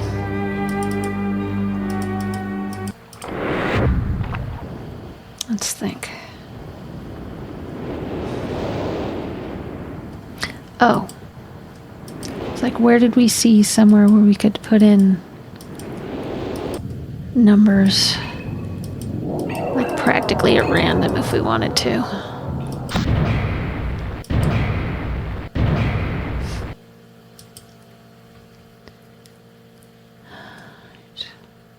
67.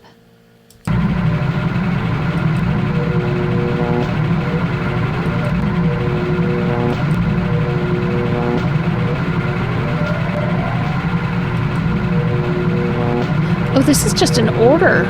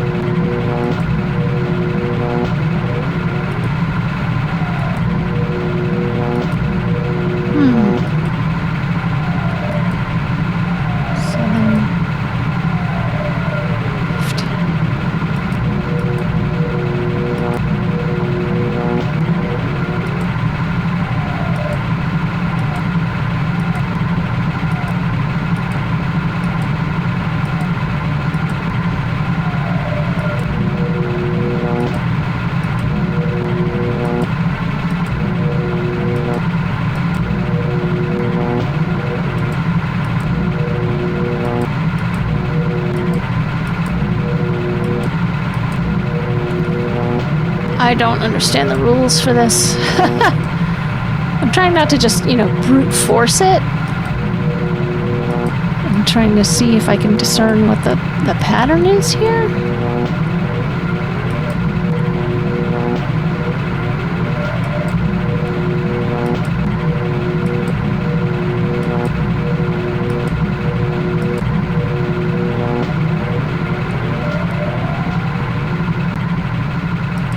So there's a sign here. Oh, so there's no power to the spaceship. I gotcha. Well, let's just leave the generator going. So now at least we'll have the power going. We still need a time to set this for to be able to get to this switch over here. Not about to sit here and run through, however many umpty combinations. 144?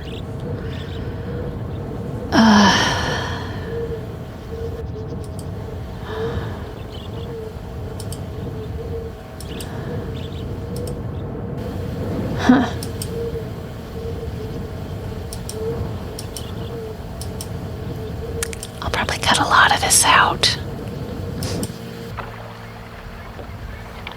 It's bird animation again. Alright. Look up one thing. How to enter number into pool.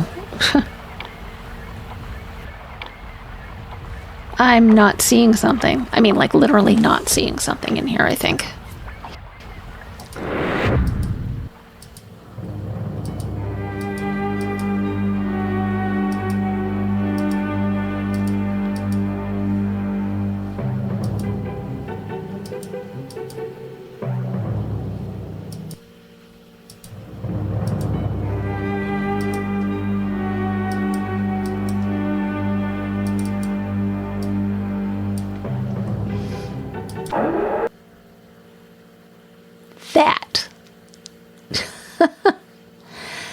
That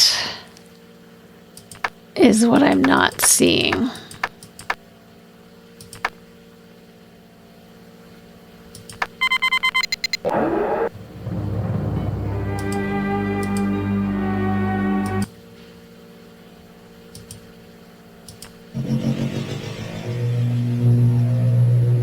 Catherine, my love, I have to leave quickly. Something terrible has happened. It's hard for me to believe. Most of my books have been destroyed. Catherine, it's one of our sons. I suspect Achenar, but I shouldn't leap to conclusions. I'll find him and Cirrus as well. Oh, I should have known better than to have left my library unchecked for so long. Well, I've removed the remaining undamaged books from the library and placed them in their places of protection. You shouldn't have to use the books until I return. But if you've forgotten the access keys, remember the tower rotation. Oh, and don't worry, Catherine. Everything will be fine. I'll see you shortly. Oh, wait, and erase this message after you viewed it, just to be safe. If you've forgotten the access key. Alright, wait, I need to watch that again.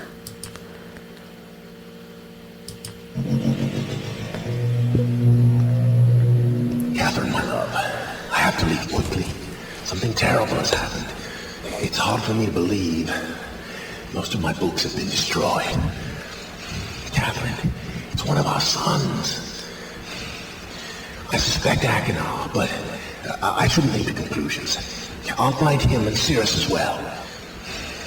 Oh, I should have known better than to have left my library unchecked for so long.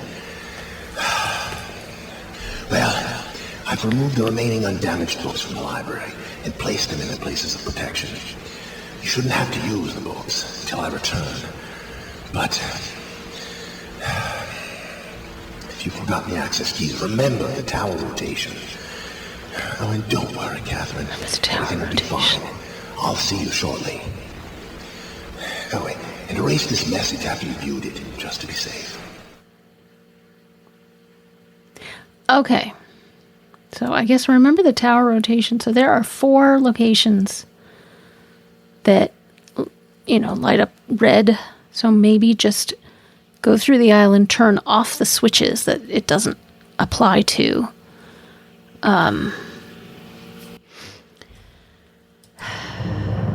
Let's see. All right. Topographical extrusion test.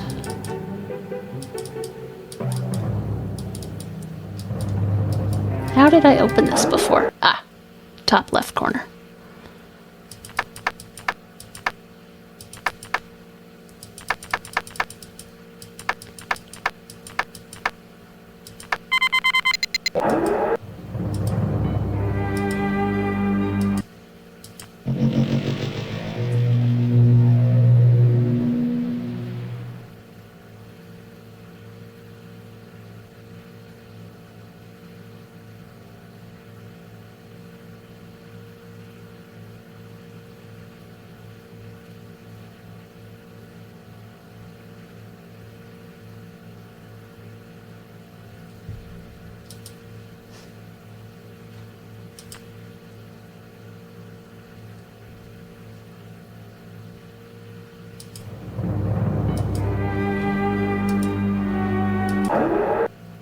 Oh, wait.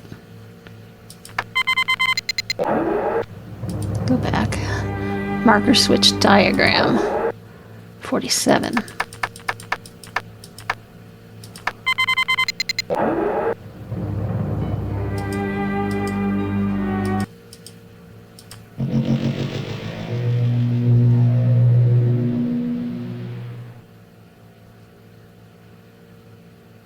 Oh, it's a diagram of a marker switch? Really? Okay. Thanks. Okay, so the tower points at the crow's nest here down on the dock. These up here.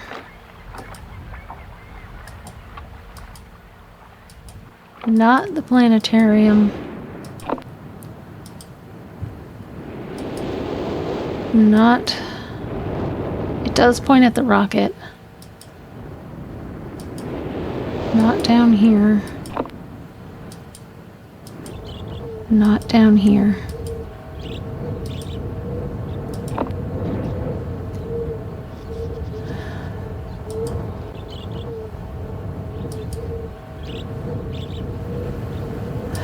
But yes, at the tree.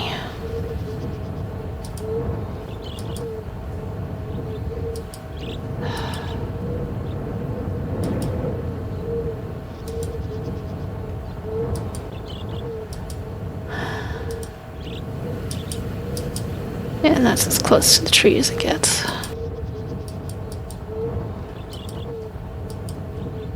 I've forgotten the axis. Remember the tower. Rotation.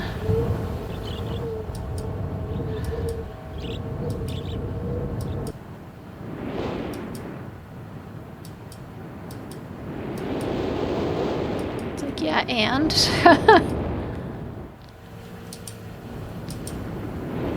Apparently I just walked through the pool.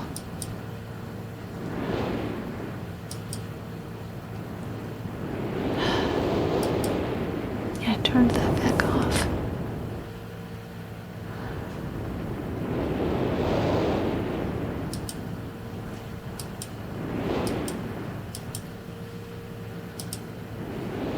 Does this look different now?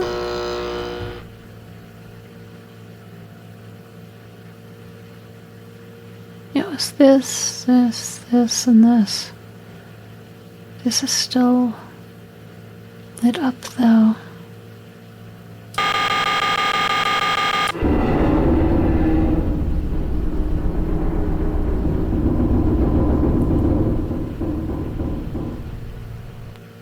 I'm just double checking.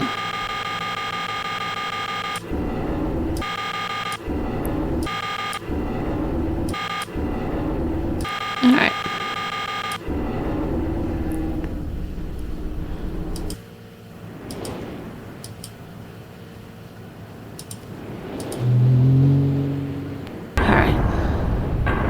getting to be time to wrap this up for right now.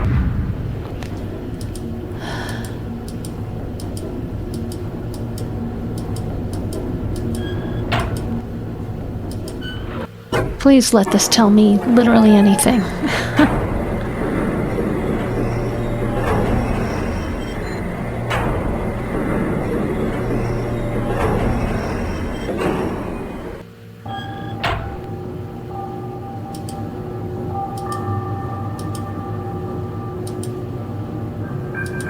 No, it's just stone.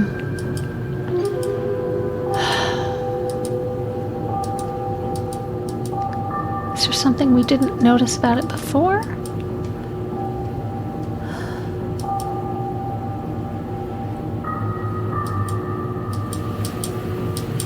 Okay. Just making sure it's because I'm not, I've got my new lights. I'm quite dazzled. Yeah, this doesn't tell me anything. Oh, boy. All right, well, I think what I'm going to do is I'm going to call it. I'm going to edit a lot of my running around out. And the tower rotation. Yeah, what about it?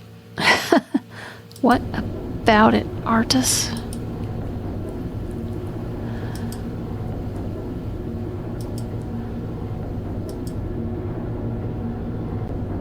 What about it? All right, well.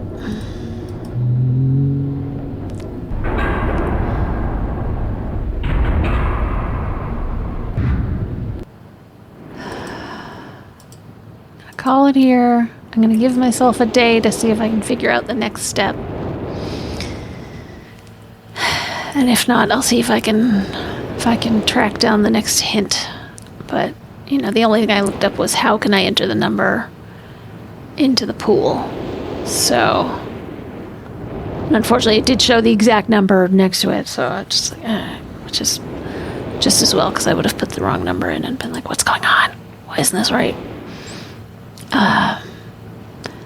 So yeah, so let's face an interesting direction. And I will call it here. And we'll call this library complete. Library books complete. We read all the books. Okay. All right. And yeah. Oh, is there anything on this map? Is there a hint in here? It's the tower. But the tower rotation. So, no, there's nothing else on here. Just gotta maybe figure out what time that goes in here next. Feels like the constellations should do something here.